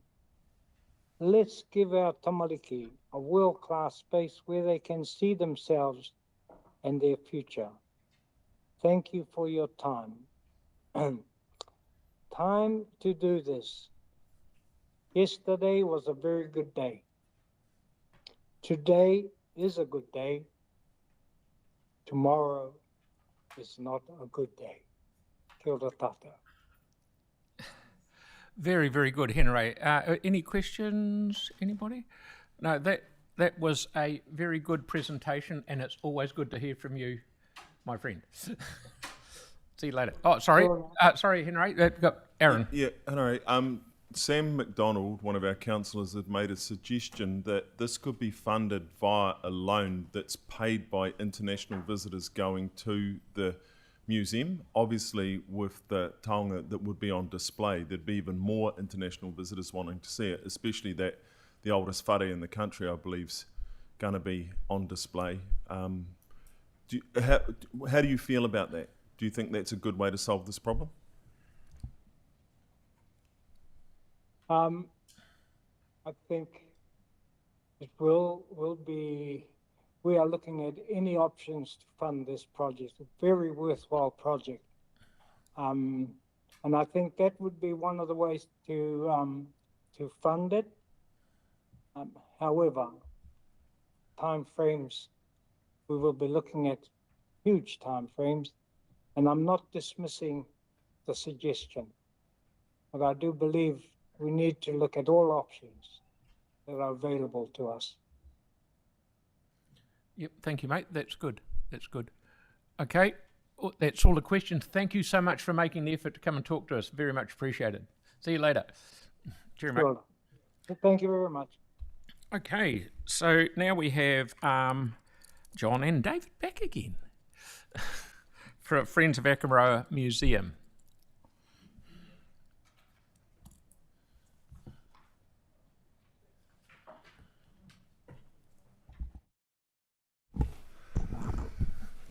Tēnā koutou katoa, and very nice to see you all. It seems like only an hour or so ago that I was last here. I'd like to introduce John Curry, who is the current chair of the Friends of Akaroa Museum. Hello, councillors. And I'm David Miller, and I'm a former chair of the Friends of Akaroa Museum. So thank you for this opportunity to speak again in support of our beloved Akaroa Museum. The Friends of Akaroa Museum Incorporated, we call ourselves FOAM for short, was founded in June 1966 to ensure the preservation and development of the museum. We're a dedicated group. We've got about 100 members who understand the importance of this council-owned and operated museum in preserving Banks Peninsula's heritage and cultural significance, both for Māori and for settler peoples. We support the museum through fundraising, promoting the museum's activities, and through our involvement in the City Council's Akaroa Museum Advisory Committee. Over 25,000 people visit Akaroa Museum each year, about 30% of whom are Christchurch City Council residents and ratepayers. It's a quality venue that contributes to Akaroa's reputation as a vibrant visitor and tourist destination. It's open 7 days a week, and the staff care for a collection that is valued conservatively at 1.6 million. We recognise the importance of the City Council's ongoing funding of the museum, and it supports the council in various ways, such as when the museum doesn't have a budget for activities that typically you would expect to be considered a core part of a museum's business. For example, foam funds have been used for purchasing items for the permanent collection, for conservation of artworks, and assisting with exhibitions, and for funding publications. Our most recent one was a magnificent publication called A Rural Life in Black and White. In 2025, we produced this book and funded its production to the tune of around $14,000. The profits from the sale of the book through the museum shop are significantly boosting the museum's income from revenue. I'm sorry I didn't bring a copy of it, but I did bring a copy of the latest FOAM newsletter, which I'll leave maybe on the table outside if you're interested. And it's got the publication of the book celebrating the photography of Don Mackay. We're able to... Okay, yeah, sure. Always. Thank you. We have two major fundraising events that occur every year and every 2 years. The annual Akaroa Antiques Fair happening in January, and the biennial Inside Out House and Garden Tour, which is happening again this year on the 21st and 22nd of November. Tickets will be available from the 1st of September, and In addition to looking for people to buy tickets, we're also looking for volunteers to man the 15 gardens and homes that will be on show. These fundraisers are really strongly supported by our local community, and they also attract a lot of visitors to the area. For example, in the garden tour, we routinely have people coming from as far as Western Australia. They generate the funds which help us support the museum. The funding that we give to Akaroa Museum's activities is not a substitute for council funding its core responsibilities to ensure the museum stays a vital institution within the Christchurch city area. So we're specifically requesting that through your annual plan and your long-term plan, please can you maintain at a minimum the current funding levels for the museum's operation, including the ongoing maintenance of its buildings and facilities. So we've supported the museum for the last 60 years. We see ourselves not only as supporters, but also as the guardians of this vital community asset. We ask that you as members of council ensure that our beautiful museum continues to be a vital and enduring part of our local and wider community and its history. Thank you. Thank you, David. I'll just add my own thoughts on it, in that the Akaroa Museum is really such an integral part of the town. I compare it to what Canterbury Museum is to Christchurch. You know, if you were to take Canterbury Museum out of Christchurch, it'd be like, you know, cutting off a limb. And I see a comparison with Akaroa Museum to the town of Akaroa, which is Canterbury's oldest town, preceded Christchurch by 10 years, so established initially in 1840. So it is such an important part of Canterbury history and New Zealand history. So that's why it's so vital that the museum is preserved and supported and maintained by Christchurch City Council, and I think by extension, the many, the residents of Christchurch and the greater Christchurch area, ratepayers and just members of the community. Thank you very much. Thank you. We've got a question from Tyrone, please. Kia ora. Thanks, John and David, for your wonderful submission. And having been to a foam AGM, I can attest that half the town does turn up to that. And it's always a wonderful event. And our dear friend, the late lamented Nigel Harrison, was such a wonderful advocate and would regale me stories of his growing up with the museum as well, and his mother was so involved there as well. Just a really quick question. So with the impact of what's going on in the Middle East at the moment, have you noticed any kind of impact on the town of Akaroa and specifically on the museum because of that you're picking up? That's a really interesting question. Thank you, Tyrone. Over the Easter period, there was a 50% reduction in visitor numbers coming into the museum. We keep clear statistics, of course, and the numbers are usually very consistent. This year they were 50% down. I mentioned that a third or 30% of visitors to the museum are from Christchurch. 27% are from other parts of New Zealand, and 43% are international visitors. So the ongoing conflict and the issues over the increasing cost of fuel, we think will likely have a significant impact.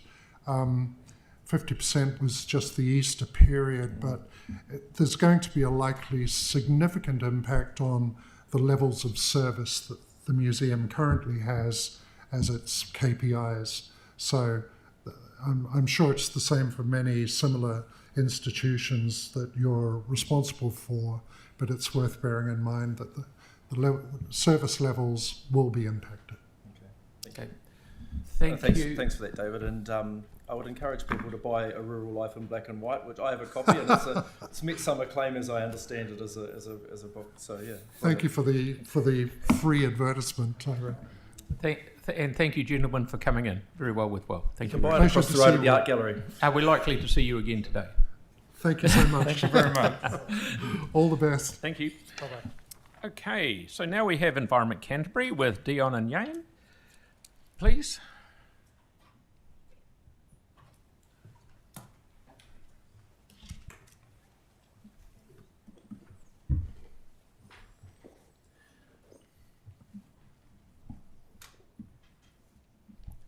Floor is yours, gents. Kia ora. Thank you, Your Worship, councillors. It's great to be here, and thank you for giving us the opportunity to speak to your annual plan. I've got Deputy Chair Young Cramwell alongside me as well. But firstly, I'd just like to say that, as we all know, local government is facing an enormous amount of change at the moment. From reforms, rising cost pressures, funding challenges, increasing global uncertainty.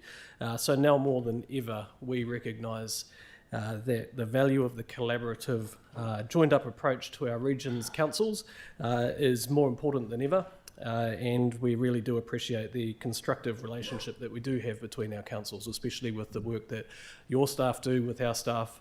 So the first thing that I wanted to say was thank you for all of that work that we do for our shared communities. Kia ora tātou, nei anō te mihi kia koutou, ngā kaikaunihira o tēnei taone nui a tāua hoki o tautahi no reira tēnā koutou, nei te mihi kia koutou i tēnei wā. Thank you for the opportunity to come here today. So we just had that nice introduction by Dion, but one thing you would have seen in our submission is about investing in local infrastructure, and that means wastewater and stormwater. As you know, that as the environmental regulator, that it's important for Canterbury Regional Council to look at the compliance and with the consent conditions. We expect to see investment in upgrades and repairs across the network that brings you back in line with your consents. As you know, of course, the communities in Christchurch or Tautahi and Te Pātaka Rākai Hautu, Banks Peninsula, are badly impacted, one by the odour from the Bromley plant, the damaged wastewater treatment plant, and of course the unconsented wastewater overflows in Whakaropō. We had a couple there, Littleton Harbour, and also in Akaroa Harbour as well. So as Dion said, we want to continue to work together. We have to work together to achieve these resolutions of these issues, and encourage you to ensure support for your communities, and especially in mana whenua as well, especially in Whakaropō and in Akaroa, affected by the infrastructure issues or failures, and how we can work together to make sure that we can reinvest in those areas and make sure the compliance is continued. Kia ora. Kia ora. The next piece that I was just going to mention and talk about was public transport. So we're really keen to work with the Christchurch City Council on making sure that public transport is, one, accessible, and two, has the routes that it needs. Actually, there's a third one, that the infrastructure is up to scratch so that it works around the city.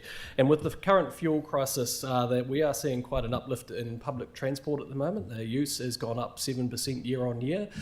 When we entered into the fuel crisis situation, we were tracking about 2% down on patronage, and that was because we'd increased the fares 50% to meet the government's needs for our private revenue ratio shares. So we increased the fares. They were going, the patronage was going down, but it has gone up significantly since the fuel situation has arisen. And what we are seeing is especially on peak times, those commuter buses, the ones when you're getting into work or going home from work, are full quite often.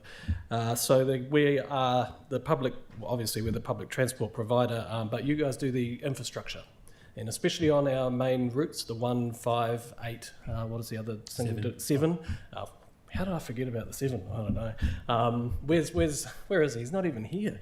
The Route 7, obviously, those routes are absolutely critical. Oh, stop it! And that's why the infrastructure is critical to making sure that we're not getting our buses stuck in the traffic. We're looking at trying to do different ways to work with public transport. We've been trying to engage with the City Council, with you around what that may look like. We recognise that local government will change, and we want to front foot that. So we have an open opportunity to look at that, and we want to work with you in about what public transport looks like into the future. The Greater Christchurch Partnership, the PT Futures program, is the key piece of work that we have signed up together on, and that is starting to roll out across the city, and we're seeing some successes in that. But that is really important to keep that work going, because that is the forebearer to the MRT, the Mass Rapid Transit, and we've got that money on budget. You've got money on budget to do the groundwork for that. We can't lose the eye on the prize. Whatever the mode is, doesn't matter at this point in time, but making sure that we get the planning up to scratch to make sure that that works. And part of that planning work is getting that PT Futures in place. We do look forward to, again, working with you to provide the transport options for Te Kaha for the events. And we have the events buses that we have on board. But I just wanted to say that we are facing significant funding challenges with our diesel part of the fleet. We've still got 70% of our buses that are diesel, and that has quite a significant cost to the regional council. We're using about 80,000 litres per week in fuel. So if you do the math, it's not a small amount of money. And just on that, we've got Route 1 and 5. So I just wanted to say Routes 1 and 5, we are accelerating the business case onto that so that we can ask NZTA through this time if there's any opportunities for us to get the funding so that we can put the increased patronage, increased frequency onto those routes as well. So any advocacy that you can work within your communities for those are the high frequency routes, would be really good. And that, again, the infrastructure that you guys need to put in place to help us to do that would be really good. Anything else that you wanted to close? Just the Climate Resilient Fund. We have no preference. We know there's the options there, but as we know, we've had 3 separate states of emergency declared in Christchurch and on Banks Peninsula in the last year, and the impacts on the community and climate-related natural hazards are clear. We must continue to work together on that and support one another in those areas. So talking about collaboration again, kia ora. Yeah, and just we'll all be working on our long-term plans very soon, so making sure that collaboration, especially in all of these shared work programs, that we have good communications, and would welcome the opportunity to have a governance meeting as soon as possible as well. Thank you, that's all. Thank you, gentlemen. Kelly has a question. Yeah, just wonder whether you have how much flexibility you have to take advantage of something like this fuel crisis, which obviously has driven more people to the buses, which shows that there is a desire to use the buses in different circumstances. Have you thought about things like free buses on certain routes for a month to try and drive up patronage, to give people an opportunity to actually try it and think, this is going to be this is going to be free, I'll try it for a month, maybe they'll like it, maybe it'll change behaviour. There must be, do you have some sort of flexibility in the way that you approach your work? Yeah, so the flexibility, it's tricky because we still have a private revenue ratio that we need to meet with the government. So the government has a set limit that we must meet in terms of the fares or private revenue, so that we meet that, so that we get the partner funding from the government.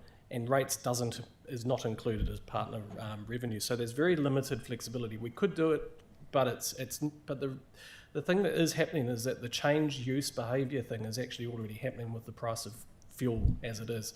So let's make sure that the network is optimised. We've got the buses available and that they're reliable as well. I guess I'm saying that that's fallen into your lap, yeah. But are you doing other things to, even if it's a week, anything innovative like that is worth a crack, I would have thought. Yeah, we're having conversations about what extra buses we may be able to put onto the route. The problem is that it's very limited amount of buses across the entire country. What we're saying, what the government and most PTAs around the country is saying, is that if we did it free, it's not really going to solve the problem, because you just overload the networks right across the country. The demand curve would blow out. So smart ways that we can get our investment into the existing PT futures is what we're saying. We need that money in there get the buses into the routes where we don't have public transport at the moment, or accelerating the frequency of those 1 and 5 especially, so that we actually have more buses, then more people will use it. We don't want to overload the buses because then people will have a bad experience. Thank you, mate. Tyrone, please. Kia ora korua. Great to have you both in here, and look, do appreciate the work that he can do, and the work that was done during the difficult period in Little River in recent months, and I for one would definitely be keen to support the work that ECAN does with extra funding. But this is on a transport question, the number one bus, so obviously infrastructure is key, so we've spent a lot of money, the city has, on safety improvements for Dyers Pass Road, and there is bus infrastructure in Governors Bay, so what more can we do to be able to make the value proposition of extending the number one route to Governors Bay feasible, viable, given that it would be a boon for mountain bikers, of course, going through the Kiwi. So it's actually live on our website right now, is the whole of network review. We launched that I think a week ago, maybe a week ago. Get involved, make sure that your communities, there'll be some publicity around it going through very shortly. We'll be linking in with your community boards to make sure that we get that network review, all of the feedback from the different communities. We've already got a lot from our annual plans and long-term plans, and listening to the feedback from different councillors as well, and different pieces of feedback that we get from communities. That's the place to do it. It's the whole of network, because if you just put one over there, then we've got to take a bus at this point in time off somewhere else, and we need to do that work, and we need to do that as a whole network rather than just piecemeal. So that's underway right now. Make sure that you get involved in that. Very good. Thank you. Thank you very much, gents, and very good to see you as always. Excellent. Thanks for the opportunity. Look forward to catching up soon. Toodaloo. Stephen Wood, please.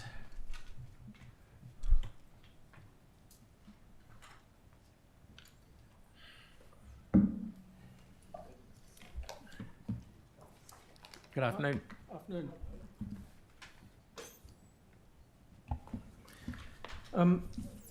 When I did the submission for this, most of the time I agreed with what you were doing, but surprise, surprise, I just wanted to say a little bit about transport and cycles. I'm from the Burwood ward. I don't live far from my councillor.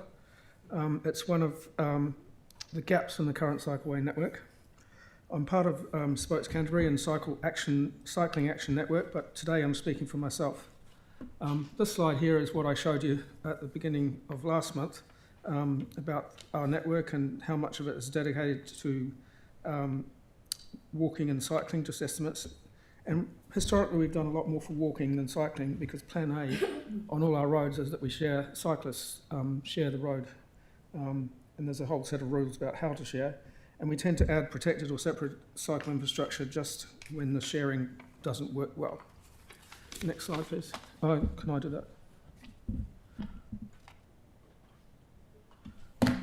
So this time I put the summary slide at the beginning to just say what we're doing.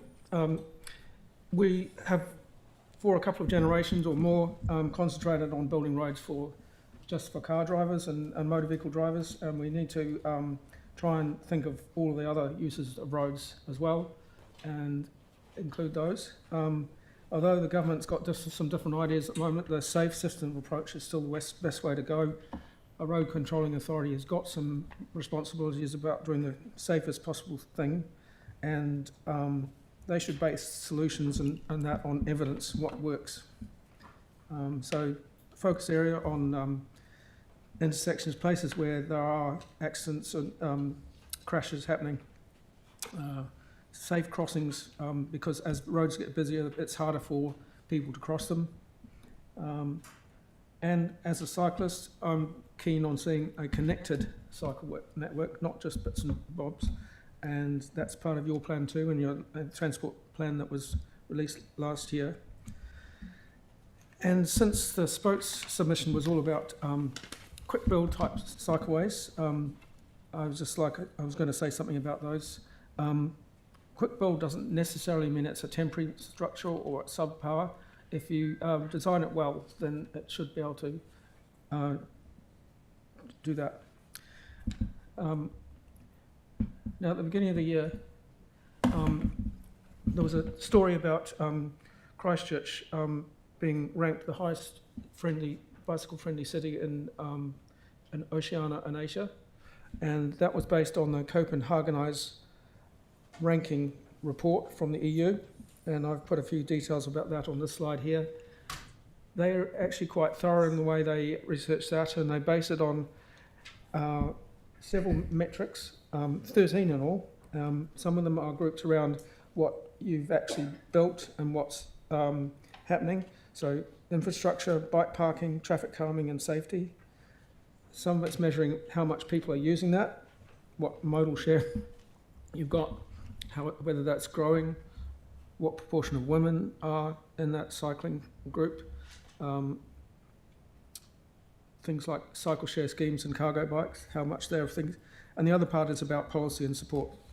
So we came at the top of the list for Asia and Oceania, which is a surprise. It means we outranked anything in Australia. And the other cities that were high ranked were from Japan and Korea. That there is a full list of the top 50 in that report. And with green arrows, the big green arrow is where we are, number 38 for the world. And the little green arrow is the other Kiwi entry on the top 50, and the only other one in the top 100, which is Wellington. So I thought I'd say something about Wellington. Wellington's had a big program a few years ago that was run by Greater Wellington. It was actually based a lot on temporary, quick-build cycleways, and a lot of the time they were doing lots of consultation, but planning a temporary and then a transformational build later. There's been lots of ups and downs for that, but basically it's been split up from Greater Wellington, become the responsibility of individual councils. But Wellington is still making progress, and they actually received an award at the transportation conference last month that I attended in Wellington for that bike network. I've printed one slide out of that report of that, and one of the things I spotted was they've actually given up on this two-stage approach of a temporary and then a transformational one. So I think quick build can be done once, done right. And that's probably it. The last slide is the one I always put about not all cyclists are the same. Okay. Kelly had his hand up. There's a short question, Kelly, please. Thanks, Stephen. Always fascinated by your presentations. Always learned something new. That's long enough. It's not a question. I didn't hear that, Phil, so I'll let it go. My question is just I don't know whether you know about this research or not, but is there a function whereby they use the population of these areas to sort of put that in as a factor? Because obviously, some of these places, France has a massive 80 million people, big geographic size. But do you know whether? Yes, it's all carefully scaled. Basically, it's kilometres of cycleway per head of population sort of thing. And there's a recognition that a city of 5 million might not get the same as a city of 500,000, but they're still trying to rank things. And the other thing that they do is, whatever measure they've used, they do a bit of maximum minimum normalising. So their sample that they've got, the best one is given a rank of a number of 100, and the worst one is given a number of 0, and everything's scaled. And that means they can take different metrics and combine them. Yeah, so, that's good. Thank you. Thank you. Thank you, Stephen. Thanks for coming in, making the effort. Brilliant. Okay, Stevie Wakefield, please. Greetings.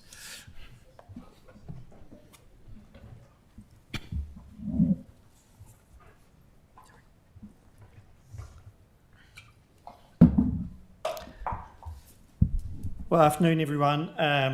Thanks for the opportunity to talk to you and as part of these hearings. I'm making this submission to you today personally and just as a regular Christchurch citizen, separate and apart from my roles as the chair of CCRL, deputy chair of CPT, chair of the Court Theatre, and a few other governance roles that I have. And I want to talk to you today about Cathedral Square and the cathedral. And here's a picture that I took a couple of weeks ago from the 12th floor of the partially renovated Sheraton Hotel, looking east towards the cathedral at around 3 o'clock on a sunny Friday afternoon. And the thing that struck me looking at this picture is, where's the people? Very few people. There's some construction, there's some vehicles, you know, cars, trams, but you have to look pretty hard to find 2 or 3 people. And that's the problem, the collective problem that we have that I want to talk to you some more about today. As commented on by some concerned citizens and also some national media commentators, the square is now an embarrassment to the city, especially when you compare it to the other very high quality attractions that we now have. The Tapai Convention Centre, the Turanga Library, the wonderful new Court Theatre and Performing Arts Precinct, the Town Hall successfully renovated by the council, Takaha One New Zealand Stadium recently opened, Hagley Oval, which was the first anchor project completed, Parakiori Metro Sports Complex, the Riverside Precinct, and of course I should have listed on there Ravenscar House. Sadly, we as a city though have these wonderful successes, but one visible failure, our Cathedral Square. And we don't want the city to continue with the square being a donut, a hole in the middle. So how do we revitalise Cathedral Square?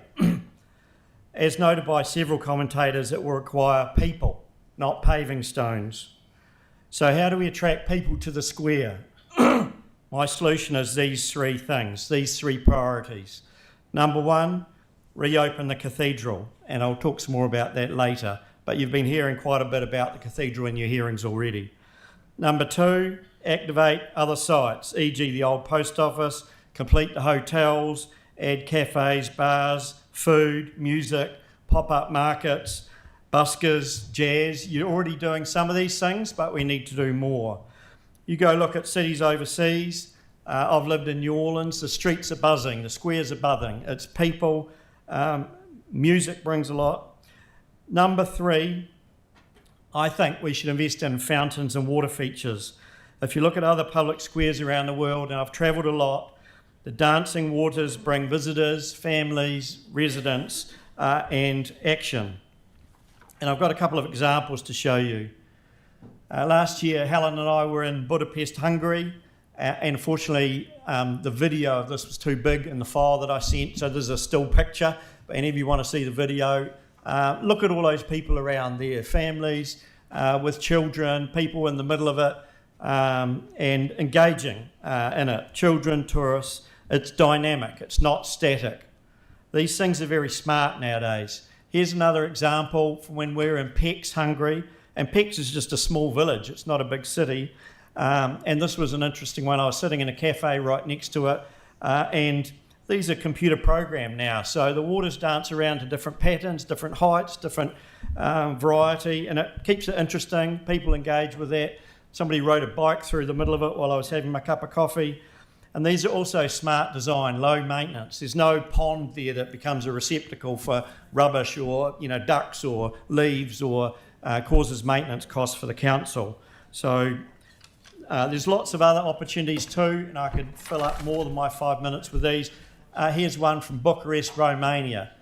And Romania is not a rich country, but it's invested in this public infrastructure. And actually, I thought after I put the presentation together, I should have put the best one in the world in there. Of course, a couple of years ago, I was at Las Vegas with the Bellagio fountains, and that attracts millions of visitors to the city. And they have free shows every 30 minutes, 15 minutes at night. The thing's incredible. It's got 1,200 water nozzles, 4,800 lights, and it dances to opera music, attracts a huge number of visitors. So I thought that might be beyond your budget. It costs them $40 million to build. But some of you may be aspirational. So let's think about the fountains. So we're taking that out of the cathedral budget? Absolutely not. Okay, so time's up, but we've got one question. Sorry, Tyler, I've only got time for one question. Tyrone, please. Oh, thanks, Steve. So, yeah, that's really interesting stuff. So we had a presentation from Colin Merck earlier today where he sort of had a vision for a lightweight spire at the cathedral, same height, you could visit viewing platform and all that sort of stuff. What's your take on sort of doing something a bit radical like that for the cathedral, sort of a la the things that you've just shown us?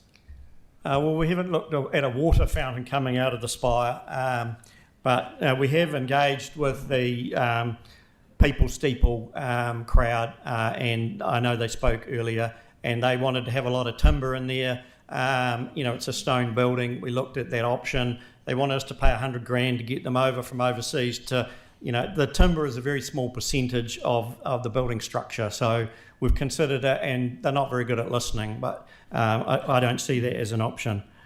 I did have a bit of history there, and you can look at that, but the one last slide that I have, if I might, Mr. Mayor, is why reopening the cathedral makes sense for Christchurch.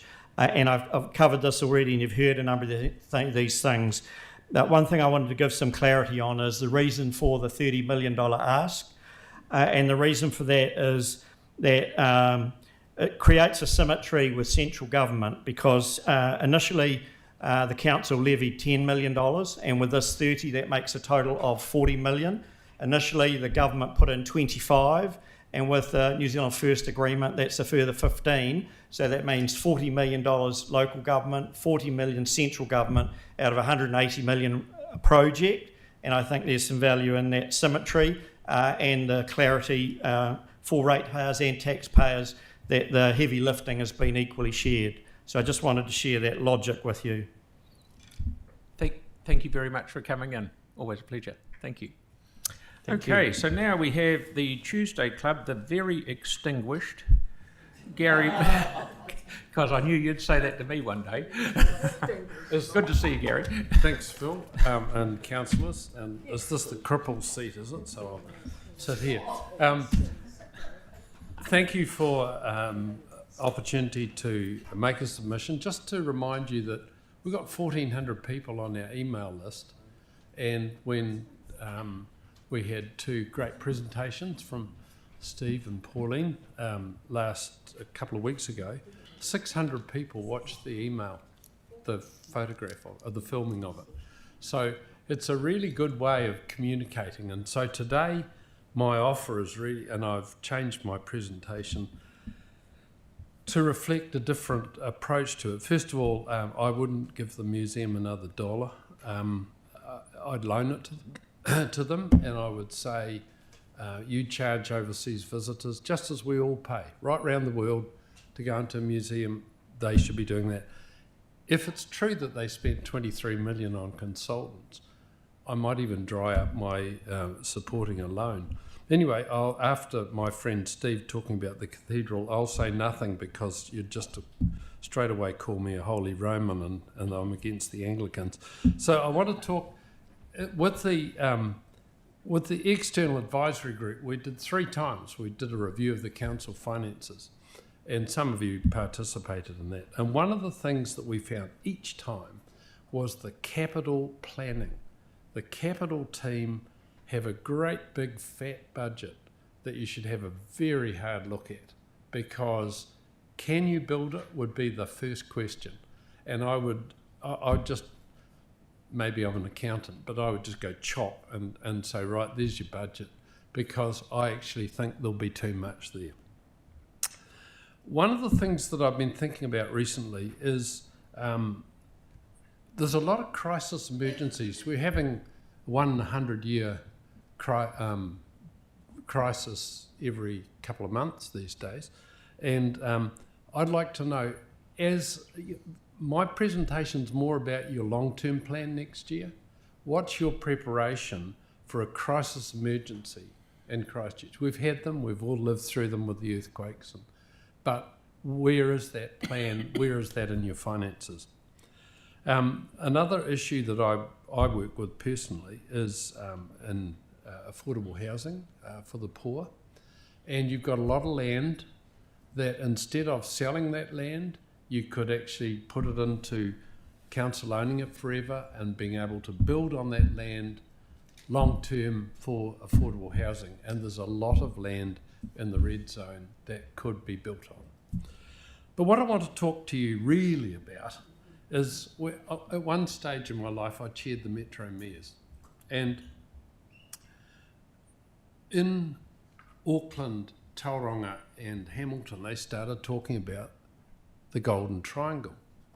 And the rest of us sitting around the table thought, what the hell's all that about? Actually, they started planning 20 plus years ago, and government funding is now flowing into that area because they got their local planning right. And so my challenge to this city, the leader of the South Island, is can we as a city start drawing together the South Island as an economic unit? Can we say as a city and as an island, there's 1 million people here. We're strong in business, we're strong in the environmental issues, we're tribal as hell down here.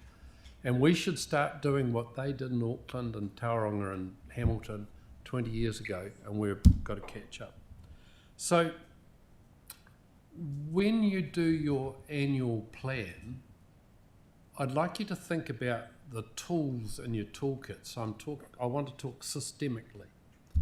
So you had a Section 17A review of Christchurch NZ, and I'd like to think that we have a hard look at that as a city, because that's a lever that we can pull with, I see the chamber here, with the chamber, with, it's a public-private partnership, and that's what it should be. Currently in Christchurch, we've got 7,000 young people under the age of 25, not on work or training. That is a potential future long-term crisis for our city. And the devil makes work for idle hands, and we all have to do something about that. Another issue that we have in Christchurch NZ is we need to look. I haven't heard a thing about these Watties factories and all that closing. I've been involved in the past in economic development where we actually actively intervened and saved jobs. Because if you relate back to ECAN being here before, I had dinner 2 nights ago with a couple of professors from Lincoln. Their concern is that a lot of the land where we grow our crops is going to be turned into dairying, and that will lead automatically to our river pollution. And so those are the sort of big picture things we need to look at as a city and as a country. I want to talk about the fact that you've got 2 of your councillors on Christchurch NZ, but on the vehicle that produces $55 million worth of your income, you've got 1 councillor. Now, you've come up with some crazy rules since I left, but anyway, we had the mayor and 3 councillors on the board of CCHL and 3 outsiders. And the role of like some of us came from a financial background, some didn't. And some of those that didn't are there to reflect the public reason why you own those shares. Because Christchurch swam upstream at the time when you think of all the other cities that have sold their assets. If we'd sold our assets, that money would have been spent years ago. There's now $6 billion worth of assets or thereabouts. And so I want to challenge Sam, who should be on that board, because and I think all of you who are on that board should be paid directors' fees, because the idea of somebody being on a board, the same responsibility as everybody else, and not being paid for it is just dumb. And so, and also, if I would like to see a legal opinion, I read what the Auditor General said on the conflict of interest, and I reckon you could get a legal opinion. We did not do anything other than sit around the council table, those of us who were on CCHL, because we were then acting not for the company, but in the interests of the ratepayers of the city. And so I think that that's something that I would review again. So, and I'm talking systemically. Look at the levers you've got to enhance our economy, look at the levers you've got to actually influence the economy, and look at the levers you've got as representing all of us to actually make this a healthy, strong, financially vibrant people place. And you've got all the tools in your toolkit, and I'd like to think as the Tuesday Club, I talked to Sam about some of the and Pauline about that last time, the other night. We can actually play with ideas, and we can send it out to people and say, what the hell do you think, you know? And that's what we're all here for. We're all here because we care about the city. Thank you. Thank you, Gary. It's time for a question, if anyone wants one. Mel had one, did you? Sorry, yep. Actually, thanks, Gary. This is just about the director's fees. I just wanted to get your opinion, I guess, around, and it's not really that important actually, but you know, we've got people that sit on the museum like me who don't get paid, and then you've got people that sit on, say, CCHL like me who choose to give their money to the Mayor's Welfare Fund, but actually probably about the same amount of time for both boards. So in my view, and I'm wondering your opinion of that, makes sense that actually councillors just don't get paid for any of those roles, and any funding goes to Mayor's Welfare Fund or some other fund for the community to have, because otherwise it's not a level playing field, because some boards are voluntary boards and others aren't. And they're all important. I sat on the museum board and didn't get paid, and that was fine. I can remember sitting on a commercial board, and we offered the chairman of the board more money, and he declined it. So we threw him out of the meeting, and we decided to put up his salary. And we brought him, I had the job of actually telling him his salary had gone up, and he said, I'm not going to take it. And I said, we cannot stop you giving it away. That would be my answer. You can keep it, or you can give it away. There's nothing, but I think everyone should be treated the same when they're on a board. And to me, I have no idea how that decision was made, because if I were at this table, I'd be fighting it. Okay, that's brilliant. Always good to see you, young fellow. Thank you.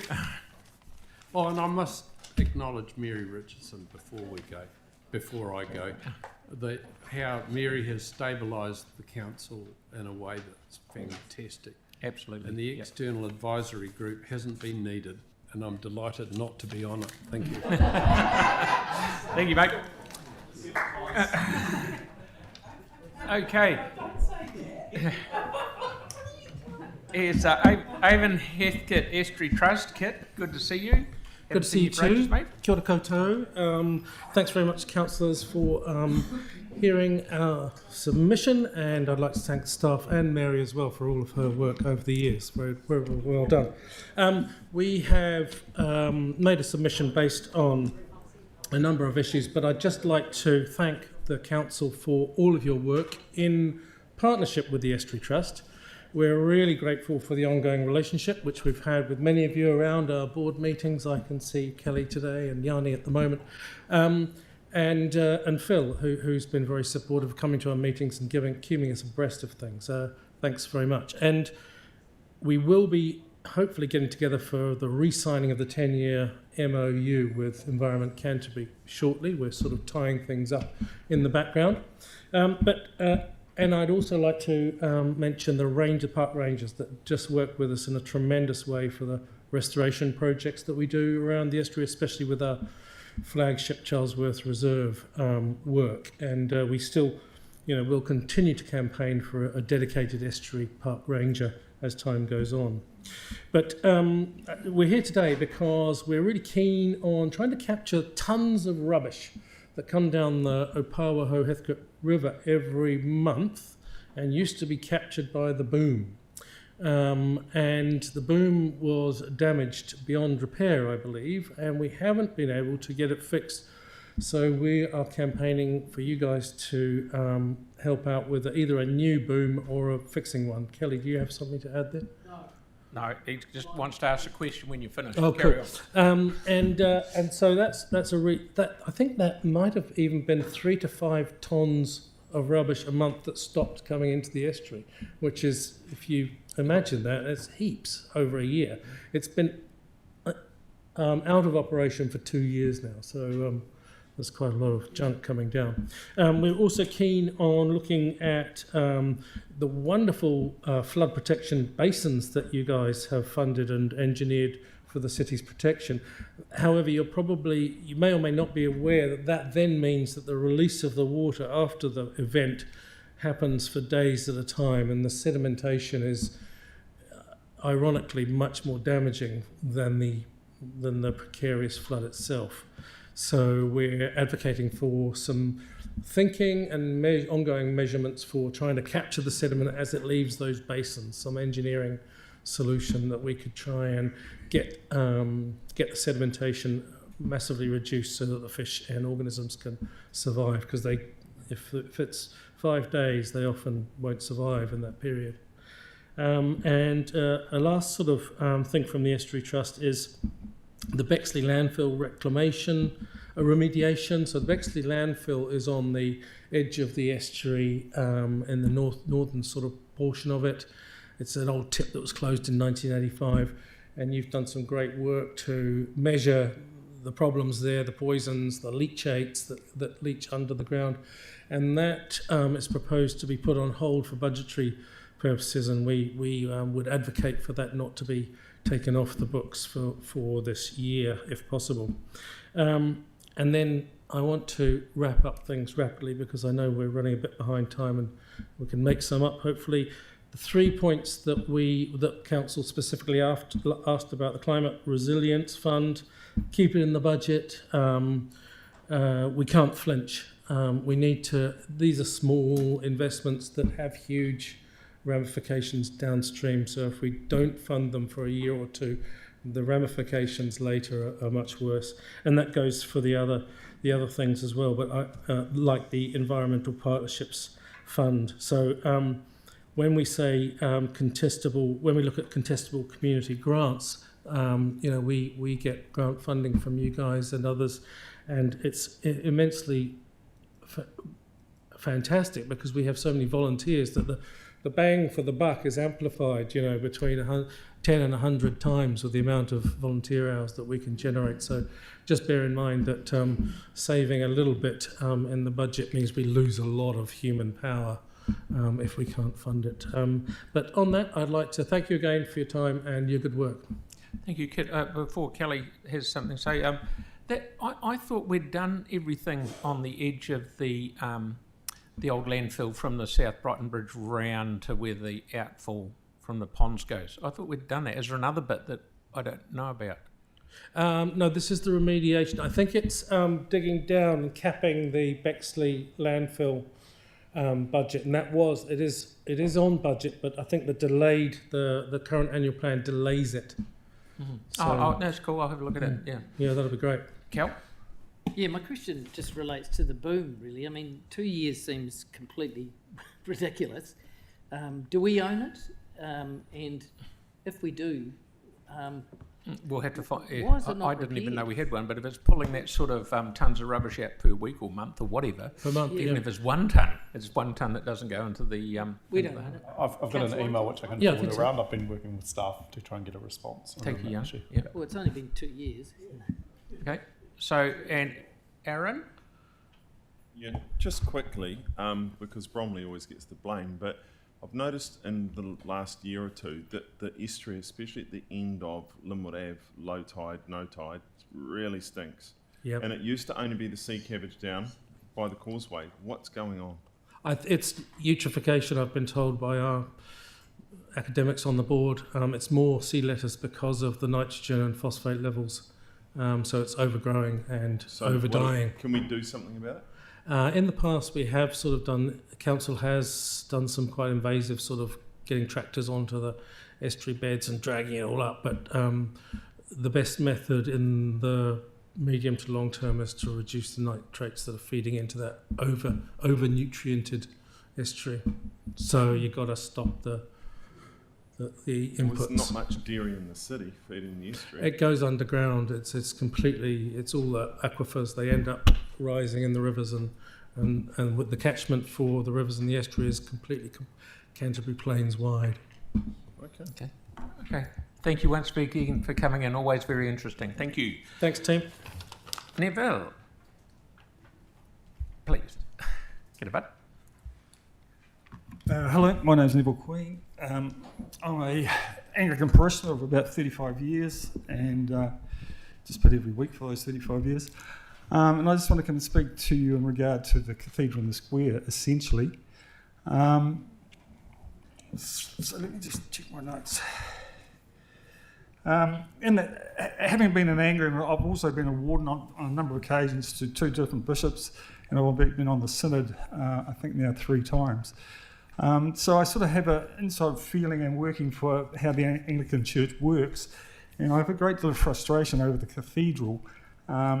In the lead up to it, the conversations within the media, the conversations getting to that point where we had the 2017 synod that voted to do the reinstatement. And at that point, because there was such limited conversation within the church, I actually joined the Restore Christchurch Cathedral group, along with Mark and Tim Preston. And it was sort of that group that got involved with that particular synod and the pre-synod meetings that created the conversation that was probably the most accurate conversation in regard to, at that time, whether or not to do the reinstatement. And I was very much for the reinstatement, and to a certain extent I possibly still am. But one of my frustrations from that point is the initial synod recommendation was purely to reinstate pretty much the nave and the tower. And then we deviated from that to an auxiliary building, a sunken garden, the Taj Mahal visitor type centre, without any budget. There was no budget for that. I don't know where the budget came from or whether there was a budget. And then all the representation we had to synod was that things were going really well, we're online, we're doing good. And the last synod that I listened to, Mark Stewart said basically, we've got all our planning, our consents, and we're going to do what we're doing, and we're going to pave part of the cathedral square, which I thought, well, that's very generous. And then the next one was, we've run out of money. We've come to a standstill. And then clearly there was another synod to see whether we could rescope that, and which is an interesting thing as well. So the point that I get to is we just seem to keep throwing money at this thing without getting any real results. And contrary to what Steve was saying, I mean, I'm quite keen. Well, I have an interest in that people steeple concept, not so much the concept that they have, but the idea of bringing people from overseas that want to come here, which is the American Woodworkers Guild, and also the French people that have actually worked on Notre Dame. They have an interest to come here and actually contribute to our project. Now, it's beyond me that we can't enter a conversation with them in real terms to actually come and see and say, what can they do? They may give us a tower that we don't really want, but it might just be the tower that we can afford. So yeah, and then just speaking to where we are at the moment, so at the last synod, we decided to do the tower and also the nave, but again, we're short of money. So I'm thinking, why don't we put that tower on hold again and just focus our resources on the nave? And the nave is where the people, the congregation goes, which is probably 600 or 700 people, and get that done and dusted so it's actually a usable cathedral, got people coming and going, which is again what Steve was talking about. So I think we've really got to be pragmatic, and we've got to be vastly more realistic. And just sitting here today, what I'm thinking is what we really need is we need some people and some technical support to come alongside the Anglican Church, because we don't do property well, in my humble opinion, having been involved with it for 30 odd years. So in essence, that's pretty much all I've got to say. Thank you. Oh, good. No questions, anyone? Melanie, please. The reason for the tower, I understand, is that that's the element of the cathedral that will attract tourists to go to it. It's my memory of the cathedral as a kid. And so that is what we've been told, and that's what I understand. So, I mean, if you were going to pick one bit, which I'm not sure I could do, you'd almost put the tower, I would have thought, over the nave, even though it's not usable, but it would bring in the tourists. I don't know. No, you see, I would personally go totally 100% opposite to that. I mean, at the end of the day, it is a church, and the church is about people, and it's about people coming together and be taught to be taught, essentially. In essence, it's a teaching institution, essentially. And so, you know, the church really is creating a space for the people, and the people will then create the energy to do these other things. I think these are going to be intergenerational, basically. You know, you do your nave now, do your tower later. One of the other frustrations is we met through the Restore Christchurch Cathedral people with Mark Stewart probably 2 or 3 years ago in regard to trying to, again, get another look at the tower. And at that stage, it was the same story. Look, we've got the plans, we've decided, unless you can turn up with $10 million, go away. And again, we're looking at the same conversation post last synod. We're going to design the nave and the tower together. You can't do one without the other. And I don't see the logic of that. It's like we need to look at the funding that's available. And the Anglican Church has some funds, as you're probably well aware. And so, there's got to be a sense of reality here somewhere. Anyway, that's my view. Thank you very much. Thank you for coming in. Thanks, Neil. Okay, Leanne, please, and Tate.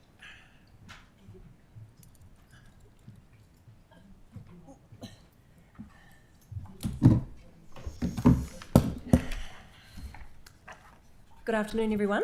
Chair, Mayor, councillors, thank you for the opportunity to speak to you here today. I'm Leanne Watson. I think I've met most of you, and speaking on behalf of Business Canterbury and our members. And I'm joined by Tate Dench, who's our Head of Advocacy and Strategy.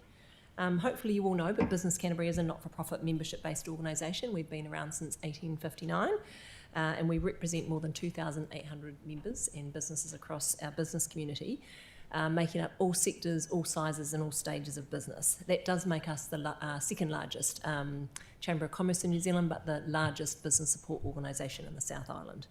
Our members and our business community that we represent employ tens of thousands of people in Canterbury and in Christchurch. They invest locally and they're deeply committed to Christchurch and Canterbury's long-term success. And that's why today we welcome the opportunity to engage with you on the draft annual plan and speak to our submission. I'm going to pass over to Tate, who's going to talk us through the submission, some of the key details that we want to cover today. Thanks, Tate. Thank you. So for businesses, councils are often the most frequent and influential regulatory touchpoint through planning rules, consenting processes, infrastructure investment and compliance. Council decisions directly shape the cost of doing business, the speed of investment and their confidence to grow. Over many years, our members have been very clear about what they need from the council. That is reducing compliance costs, investing in infrastructure ahead of demand, faster and more consistent consenting, sustainable and predictable rates, and a clear commitment to economic development. Christchurch is the economic anchor of Canterbury and the South Island also has a leadership role that extends well beyond its boundaries. The decisions made here affect regional productivity, competitiveness and growth, and how we're positioned in Wellington and across the rest of New Zealand. The private sector has an optimistic vision for the future of this region. That ambition has been backed by the Canterbury Mayoral Forum, which includes the Christchurch City Council. And our collective shared vision and ambition is centred on quality of life, innovation and sustainable growth. And businesses are ready to invest, but that ambition relies on a council that clearly sees its role as an enabler of growth, not just an enforcer of rules. That brings us to some more specific comments. So we acknowledge the cost pressures that councils are facing across the country, alongside, of course, our business community who are facing similar price rises. However, continued and higher than signalled increases in rates have a real and compounding impact on business. Predictability and certainty matters almost as much as affordability as well. We welcome the proposed change to the business rates differential, which aligns with a long-held Business Canterbury position. This is a positive step towards recognising the significant contribution businesses make to the city and moving us closer to a fairer reflection of the services businesses receive. So we do applaud the council for taking a first step in addressing this, emphasis on first step. We encourage councillors to continue to weight future decisions with a clear understanding of the contribution businesses make to funding council activity and supporting the wider economy, which of course involves providing the livelihoods for the majority of ratepayers in Christchurch and Canterbury. On climate resilience funding, Business Canterbury supports the climate resilience investment, particularly when it's consistent, disciplined and credible. If resilience is a priority for the council, which we think it should be, it must be embedded in long-term financial decision-making with clear objectives, robust governance and recognition of business, economic growth and supply chains as beneficiaries. We support the disposal of council-owned properties where appropriate, with proceeds treated as capital to be reinvested into growth-enabling infrastructure rather than operational spending. But what is clearly missing from this annual plan, and we expect to see addressed in the next long-term plan next year, is a clear evidence-based strategy for our city's strategic assets. Avoiding this conversation limits Christchurch's growth potential.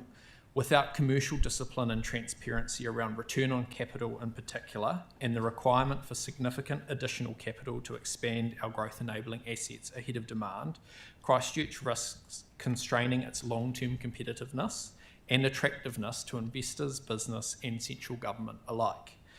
Our view is similar with respect to the restoration of iconic buildings. Our members value Christchurch's iconic buildings and their potential economic contribution, but are concerned about delays, cost overruns and uncertainty.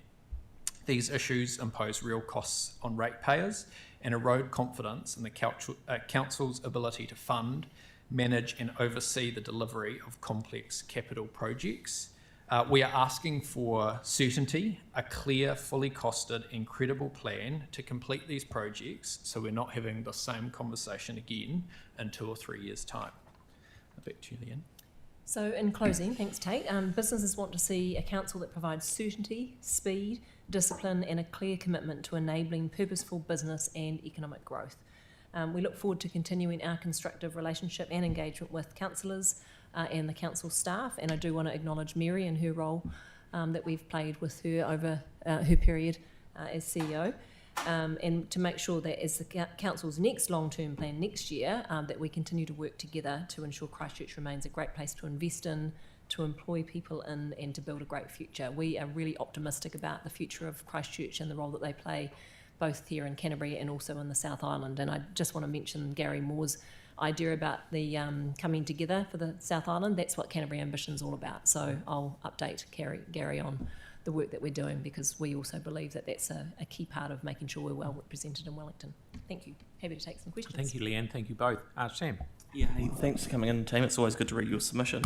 The couple of things, that business differential, you'll remember that's just a correction, because we obviously changed it a couple of years ago with evaluation. So it's while it's a first step, it's just a technicality more than anything. Yeah. So that's your support. It's the first step. Yes. Yeah. It changes like the wind. And just in terms of the rates, is it fair to say you'll be comfortable with council's direction as we move into the long-term plan about the 654? So if you're talking about certainty and us spelling out that pathway, is that aligned with sort of what you're sort of thinking? Not necessarily the number, but the certainty? Yeah, the certainty definitely. I mean, the number will be based around, I guess, the outcomes of what ratepayers will get for the money. But I think planning out with some certainty will certainly help businesses plan their own budgets. Yeah, great. So yeah, definitely the certainty and predictability is important. Yeah, no, really good. And just the last one is just because I think you talked about with the iconic buildings, that solution or that long-term plan. I just want to throw this random idea at you, which I sound like Phil when I say that, but it's it wasn't 3 in the afternoon. I am here. If we've got, we've accumulated this year quite a large surplus, so we're sitting at about 45 million. If we were to look at provisioning some of that to fix some of these problems where there was no additional impact on ratepayers, is that the kind of solution that you think might solve the problem? So if we could give some certainty to some of those big projects this year, because we've over-collected rates, without actually impacting future ratepayers on an annual basis. Are you talking specifically around iconic buildings? Yeah, like I'm thinking literally the cathedral, the museum, and potentially the arts centre is, I think provincial chambers, a lot of the feedback we've had has said in the sort of hierarchy of needs, it's possibly something we need to look at in the future. But, what we've heard from a lot of people is that even in the cathedral, if it's a public building and it will unlock that development, we'll collect a lot of money as well. So I'm just trying to test with you, if we've got a surplus where there's actually no additional impact on ratepayers, do you think that's something that gives a bit of a plan and certainty on those projects? It's quite a complex question that you're asking. However, yes is good if you like. Well, yeah, you know me well enough to know that I'm never just going to give you a straight yes or no. Look, certainly the no impact on ratepayers is appealing. The point that we're trying to make, however, in our submission is, first of all, we absolutely support the importance of the work on those iconic buildings. However, what we do know is that there have been many cost overruns, and they're very, very hard to predict. the completion, the total budget for the completion. And what we want to make sure is that there is not, we're not sitting around the table in another year's time with a different set of numbers in front of us. And so I think they're two separate questions. I would question if there's a surplus that is that the council has. Great, good on you. Is that the best use of the money? It's a slightly different question to the one that you're asking about. If just because you've got a surplus, should it go to the cathedral? It's a different conversation, I think. Support the cathedral, support there being support for that, but under the proviso of what we put in our submission around a really clear plan to understand what the budget is and the contribution that the council's making. The trouble is, and sorry to go on, but the trouble is they're not our projects. And so we're left as often the funder of last resort. And so I guess what I'm saying is, if there was a way where there was some additional money that didn't have a direct impact annually, would you be open to looking at that as an option, I guess, for the city? Yeah, well, it comes back to our point around commercial discipline and return on capital. If you have, say, a $200 million surplus and you think that the best return to the Christchurch economy is to spend it on that, then we should have that conversation. But I think we should look at all options, including... So I guess, sorry to cut you off, but then to put it from your point of view, the return for Christchurch, do you think there is a return for Christchurch in funding those projects? There will be, but it's whether it's the greatest return for Christchurch. So that's what I'm trying to get to, is do you see that as the greatest return for Christchurch? We haven't had the conversation broadly at a strategic level about all of the assets, including our strategic assets, about where funding should go from the Christchurch City Council. So I think we'd have to look at it not just as the iconic buildings, but where could the Christchurch City Council invest, and then make that decision based on a return on capital conversation. Okay. Thank you. And sorry, Nathaniel, and sorry, Yanni, we haven't got time. Okay. Thank you very much. Good to see you. Okay, Philip and Carolyn, please.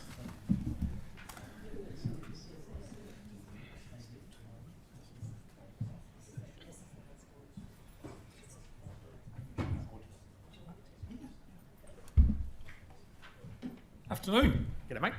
Good to see you. Hello. Yeah, good to see you.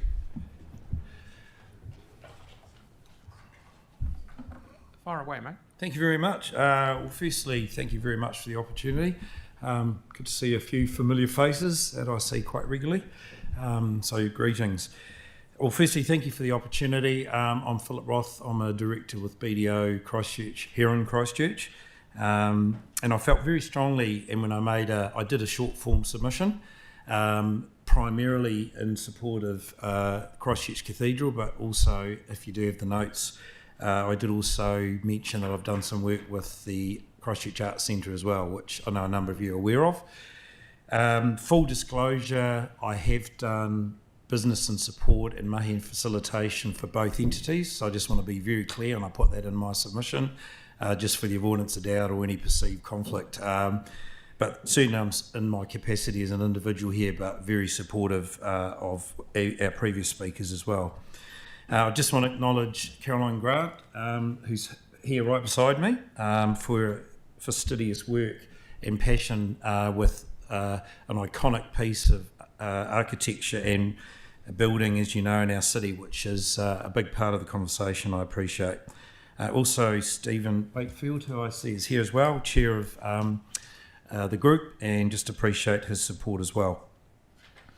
I've just limited it to a few key points. What I'll do is perhaps the question and answer is just as important, so I'll state my views initially here. Just for the avoidance of doubt, I am also a member of another church, Grace Vineyard Church, which is well known to many of you. There's no conflict there. I see it as collaboration and cooperation and working together. And it was a real pleasure a couple of years ago to be asked by the board and Caroline to help facilitate the cathedral's options in terms of moving forward financially at a very difficult time, I might say. It has not been easy. Everyone knows that. But I'm pleased to see there's some real momentum, especially around the next phases. Some of the words I wrote down were being involved with the cathedral project in particular, but this does apply also to the Arts Centre, and my work there has been around community, the soul of the city, and also thinking about future generations. I don't say that lightly. it's not lost on any of us in terms of our forebears and also tangata whenua, just how incredible the story of this city is. Being involved with International Antarctic Centre, Willowbank Wildlife Reserve and also Waka and Avon, some of the work we're developing there in terms of attractions is just bringing this all to life again. I know the council's looking closely at how the red zone could and should be developed in terms of the story and the narrative up and down the river. All of those things feed in, I believe, into the most incredible story, as I finish by saying I believe we can and should be the best Southern Hemisphere city in the world, if we're not becoming that already. So community, soul and generations are the three words that just keep resonating back with some of the work that I've been doing. I'm passionate about progress for the next steps for the cathedral. That's my main reason for being here today, which is why I wanted to come along and be challenged, but also challenge. What does that look like? I know Caroline and the team are fastidiously just wanting to move forward with the project. We know it takes money, we know it takes funding, we know it takes central government support. And as you're well aware, there are some really strong potentials there. I want to emphasise how important, and I'm hearing it with some of the online submissions that I'm hearing and sitting outside, and also what's already been said in a number of the hearings, is how important project management expertise is in these projects. I heard it with the previous speakers as well. I can't emphasise that enough with some of the big builds around town, and I'm delighted with what's happened with the stadium. It just goes to show what can happen when there's good leadership, good project management, and exemplary project management skills over the costs and the revenues, which is good. So that's where I'm going to close. I wanted to keep it really, really brief. I actually thank you, Mayor, Deputy Mayor, councillors, senior team as well, and representatives from the cathedral, just for the opportunity to say a few short, punchy, encouraging words. In closing, I cannot emphasise enough how keen I am to see the cathedral proceed in whatever shape or form that needs to be. Obviously, there are plans that are tabled and the board is working through that, and I'll certainly support the board and management as best as I can. Thank you. Okay. Thank you very much, Philip, and thank you for your input, Caroline. Sorry, I'm being He just facetious. asked me to join. Oh, him, yeah, so I know. I'm winding you up. It's wonderful input. Oh, it is. It is. Yes. Yeah. Thank you very much for coming in. Brilliant. Thanks. No questions. No. Good. Thank you. Thank you very much. Have a good day. You too. Thank you. See you later. So now we've got Joseph and Mana from Ngāti Wheki, who are going to enlighten us on what's happening over the hill.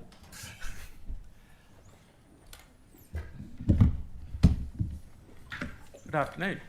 Good afternoon.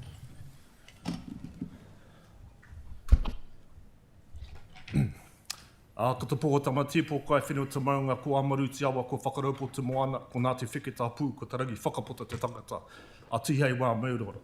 Me mihi ka tika ki ngā pau o tēnei hapu, ko wihatu i te pō, i tēnei tau, Uncle Henry Couch, Bob Tikau, Eileen Rakina Couch, me te marekura a Jenny Lee Walker.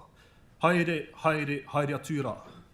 Ka mautunu tō koutou mana, me tō koutou wairua, ki wainganui a mātou, rātou kia rātou, tātou kia tātou, kāti, a tihei wā maurora. A ko he patoku inga kia hau te tia mana o te hapu Ngāti Wheki. Kei taku taha ki te mana parata, te tūmake tuarua. Ko māua nā māngai mo te hapu Ngāti Wheki. E mihi ana ki ngā kaumātua, ki ngā whānau o tēnei hapu, ko tae mai nei ki te tautoko te kaupapa o tēnei rā, a tēnā koutou ngā whānau. Tēnei te mihi kia koutou, e te whānau e nai tahu, ko hara mai nei ki te tautoko te kaupapa, nei rata mi kia koutou. E te kaunahira, tēnā koutou katoa. Ko te mea nui, ko te tātou hapu, ko te oranga, o tō tātou taonga, ko whakaraupo. Ko tō tātou oranga, tōnutanga. The paramount concern, or the kaupapa that we have today for our hapu, is the well-being of our taonga whakaraupo, for it is the source from which our own well-being is derived as a hapu. The opening statement affirms that the health and vitality of whakaraupo sustains the mauri of our people and our hapu. It is fundamental to our continued existence as people, that both in the present and for our uri whakatipu, our generations who follow after us. Our rights as tapu Ngāti Wheki are not assumed They are guaranteed, not negotiable, and must be upheld. They stem from the recognition of Ngāi Tahu rangatiratanga within our takiwa, as affirmed through the Article 2 of Te Tiriti, Te Runanga Ngāi Tahu Act 1996 and the 97 Deed of Settlement between Ngāi Tahu and the Crown, and enshrined in the Ngāi Tahu Claims Settlement Act 1998. Te kaupapa whakakotahi o te runanga o Ngāi Tahu Charter and kawinata make it clear that tino rangatiratanga resides within Papatipu. As one of the 18 Papatipu, Te Hapu Ngāti Wheke holds and exercises authority within our takiwa. Te rāpaka te rangi whakapota takiwa centres on whakaraupo extending from Awaroa to Ihutai along Opa Waho, Awa to Huratini, Awa through to Waihora, and then Kaituna to Kaitara, sharing kaitiaki responsibilities along our shared boundaries with our whānui, te runanga kaukararata wairewa to te haumutu Ngāi Tūhuriri. Te Hapu Ngāti Wheke holds rangatira and exercises our mana whenua, mana moana, within our takiwa as kaitiaki and as a responsibility that we have. You have a copy of our submission, and we thank you for, and we'll take that as read, and we thank you for the opportunity to be here today. I will go straight to the nako, or the heart of our kōrero, so I know you're having a busy day in the recommendations. It is our expectation to be actively engaged at every level, to be included in key decision making and embedded to exercise our role as kaitiaki, as mana whenua, mana moana in our place. We expect a new age of cooperation moving into the future promised by the Crown in the Ngāi Tahu Claims Settlement Act 98 through the apology to be realised in practice. Te Hapu Ngāti Wheke requires genuine, honourable, brave Te Tiriti-based partnership with the Christchurch City Council, one that recognises the rangatiratanga and provides for shared governance, true partnership, value and equity, Te Tiriti responsive direction setting, and a commitment and responsibility for better outcomes for Ngā Runanga. We seek the establishment of formally quarterly manatamana kanohi meetings between the Mayor and the Chair of Te Hapu Ngāti Wheke. That is something I believe can be achieved quite easily. Additionally, establish quarterly hui at operational level with the Council leadership, including the Chief Executive and relevant senior staff within the Christchurch City Council, to ensure alignment between governance direction, operational delivery within the strategies we deliver. These engagements must reflect an enduring partnership and include regular monitoring, progress reporting, performance oversight and accountability against agreed priorities, with hope to be included as a genuine partner for a shared role in all these things in planning and delivery, rather than working in isolation. Moving to number 2, in regards to a new strategic partnership contribution as Ngā Runanga. We request a renewed memorandum of understanding, supported by the appropriately resourced strategic partnership way of working. We require resourcing and partnership is not meaningful, it is honourable. Investment in a way of working helps enable Te Hapu Ngāti Wheke to fulfil our role to enable delivery on agreed priorities as a true partnership would have. The contribution should tie to an agreed partnership action plan, clear deliverables, monitoring, reporting, a revamp. Additionally, a revamp of Te Hononga we believe is a priority, and we expect to be included in any co-design, any future partnership agreements. We believe additional investment in the operational arm of Christchurch City Council within Te Tiriti office as well is needed to, we believe, is severely under-resourced. Additionally, investment for Tapu Ngāti Wheke representation or role within the treaty office of a true partnership to help strengthen those connections between Christchurch City Council and Hapu to actually hopefully move towards a shared accountability for our strategy moving forward. We're seeking further commitment. We are seeking to increase trust on Christchurch City Council for focused on shared outcomes and delivery for our whānau. I'll pass it over to our Tia Mana Tuarua. Tēnā tātou. Kia ora. Building on what's been set out, I want to speak on a few points, because this is not just about a submission. This is about the health of whakaraupo and the health of our people. E mihi ana ki a koutou, ko Manawanui Parata Tuku Ingoa, Deputy Chair of Te Hapu Ngāti Wheke. At the core of our submission is a simple proposition. A Te Tiriti-based partnership must be reflected in how decisions are made and how outcomes are delivered. For Ngāti Wheke, this is not theoretical. Our takiwa, including whakaraupo, is where we hold long-term responsibility as mana whenua. Whakaraupo was once a highly productive mahinga kai. Today it is not. We are dealing with failing infrastructure, declining water quality, increasing pressure on the entire ecosystem. Whakaraupo can no longer sustain us in the way it once did. Mahinga kai is not reliable. Kai is not always safe. Our harbour should be feeding us, and right now it's not. For Ngāti Wheke, the expectation is simple. Zero discharge of wastewater and contaminated stormwater into Whakaraupo. This means the council investing in immediate infrastructure upgrades and solutions and involving us in those decisions from the start. Because restoring mahinga kai and the mauri of the harbour is not compatible with the ongoing discharge. Council have an active abatement notice in place. That notice follows unconsidered wastewater discharges into Whakaraupo and requires council to deliver a plan to achieve compliance. It confirms what we already know. The system is not meeting the required standard. This is not a compliance issue. It's a partnership issue. It's not just a compliance issue, because decisions of this scale and the responses to them must be made with us, not around us. A tiriti-based partnership means early and consistent involvement in decision-making. When we are involved early, risks are reduced and outcomes are stronger. We are not a new voice in this space. We bring over 800 years of mātauranga, of whakaraupo, knowledge that must sit alongside, not behind, technical or scientific advice. Partnership requires shared information systems and proper resourcing. If we are expected to carry the responsibility as mana whenua, we must be resourced to do so. Partnership is not measured by how often we are consulted. It is measured by how often we are part of the decisions.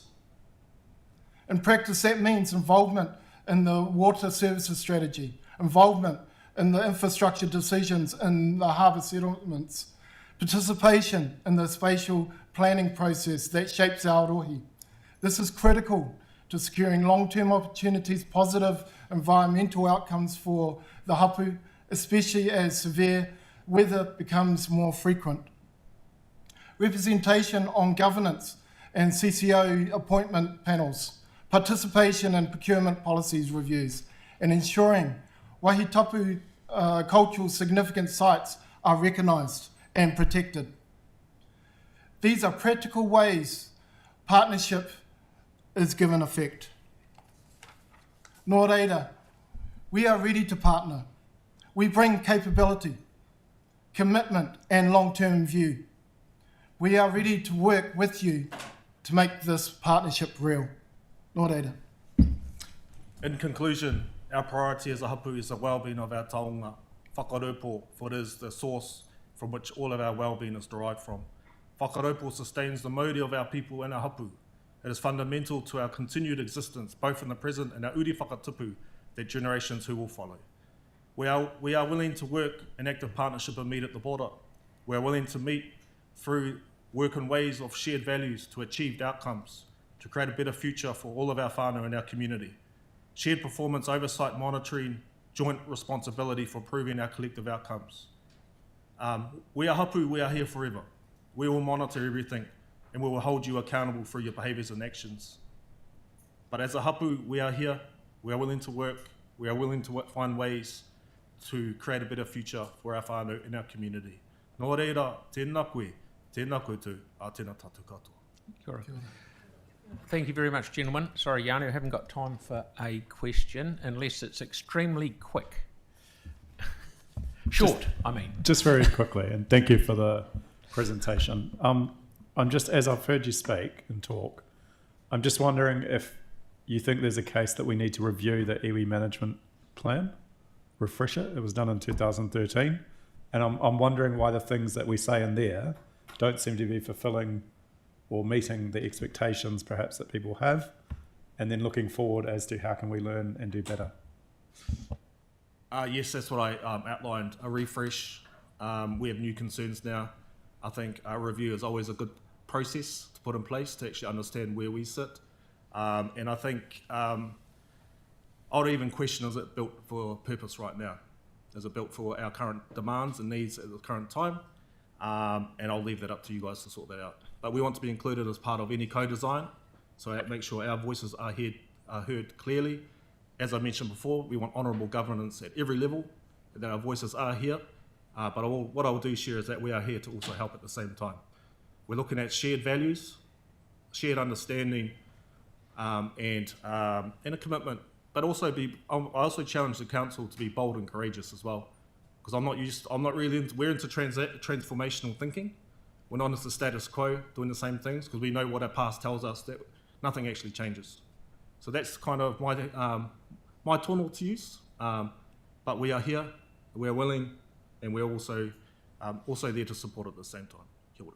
Thank you, gentlemen. Thank you, ladies. Thank you. Okay, so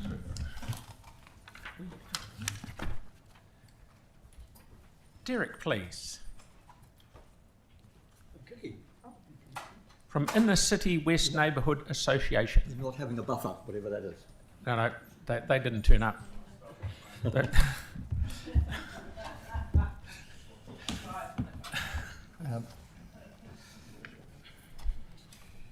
I've invited Marjorie Montai from V&A to sit beside me. They missed making the submission, but they support. They want you to know that they support what I'm going to be saying today, and in fact what I've said in the submission that you've presumably got in front of you. I'm not going to use up my allotted time repeating in detail what was written in our formal submission. What I'm going to do instead is focus on the fundamental principles that underlie our responses to that consultation. These principles are the very same as the principles that we think should be driving council actions. Principle 1, rates should be seen as a responsible mechanism of community responsibility and social solidarity, not a necessary but modifiable evil. Yes, many citizens regard them as evil, clearly. This is partly due to a long-standing failure of council and central government over many years to inform and persuade citizens of the mutual benefits of the rate system. Getting citizens to state a preference between paying more or less, which is the basic rationale of the consultation that's been undertaken, is not a responsible approach. This is just fostering and reinforcing a self-interested attitude and a lack of attention to the issues facing the city as a whole.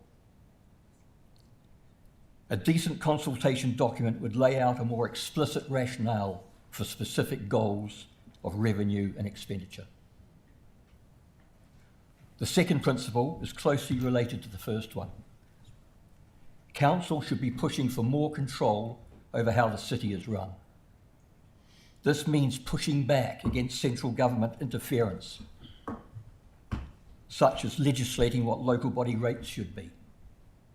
Council appears willing to accept government determination on a rates cap even before it has been passed in Parliament.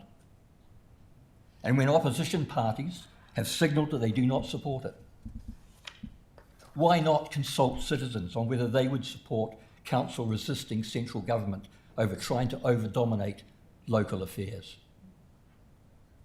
If council was prepared to wait and see on the rates cap, and if it does come in, hold the schedule of reduction to the one required, rather than get down to the cap level even more quickly than necessary, as the Mayor has said he wants to do, then the rates increase for the coming year could presumably be slightly lower than proposed. Principle 3. Council should be making much more effort to enhance mixed and permanent community in the central city. Instead, development that is scaled to 1 or 2 people per unit is continuing to proliferate. And because there is little demand for it, it is going to Airbnb accommodation. You heard a first-hand account here last Thursday from Esther Valero and others about the problems created by these developments. But they weren't new to you anyway, I know. I'm not going to repeat those comments here. I will just remind you that the Council's own Central City residential programme states, and I quote, attracting longer-term residents into the Central City is essential to build strong communities. And, quote, while Central Ward residents are not opposed to development, and that is actually true, they wish for a city with diversity in its housing stock, which attracts a wide range of people and families. Removing the 60-night threshold before a consent application is required, as proposed in the draft plan, is therefore a positive step. And I understand there is more in the wings around applying full commercial rates to Airbnb accommodation. We welcome these disincentives, but more is needed. Providing one staff member to monitor and oversee enforcement of the rules is clearly inadequate.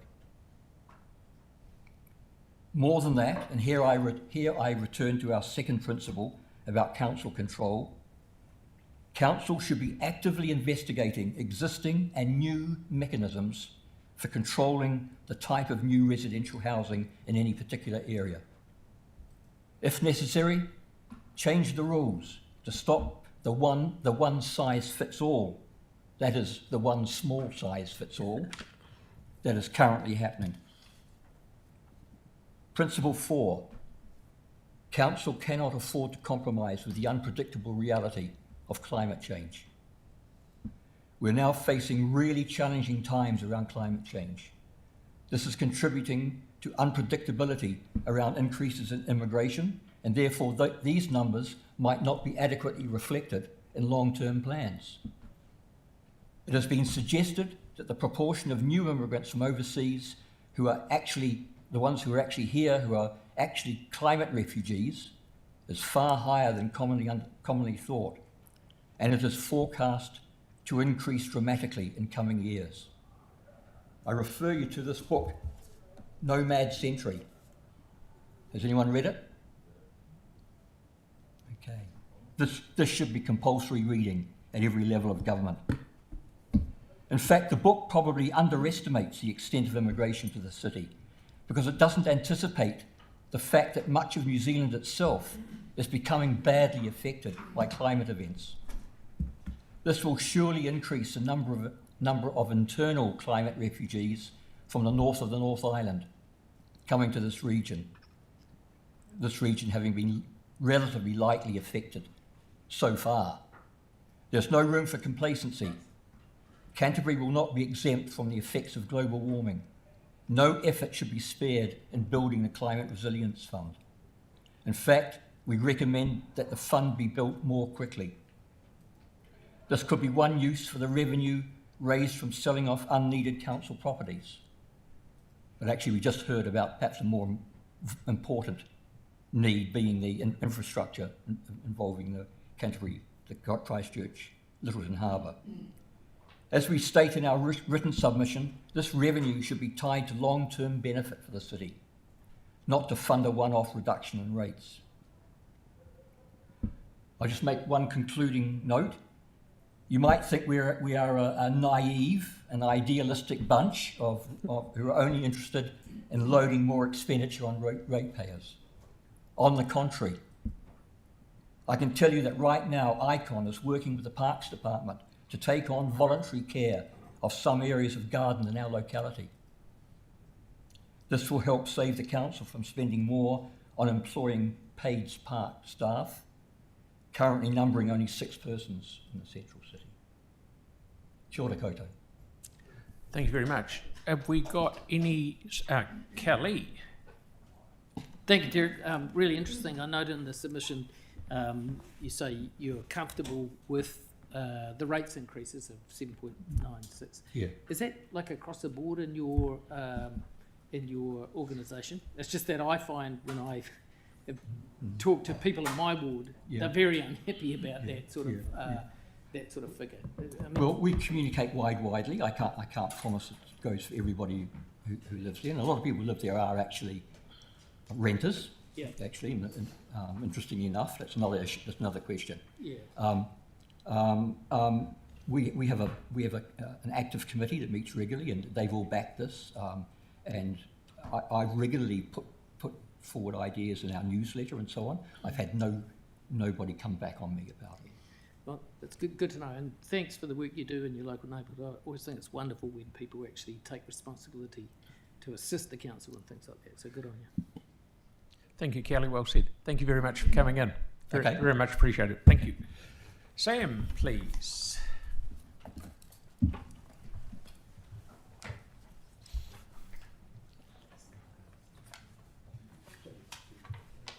Good afternoon. Hello everyone.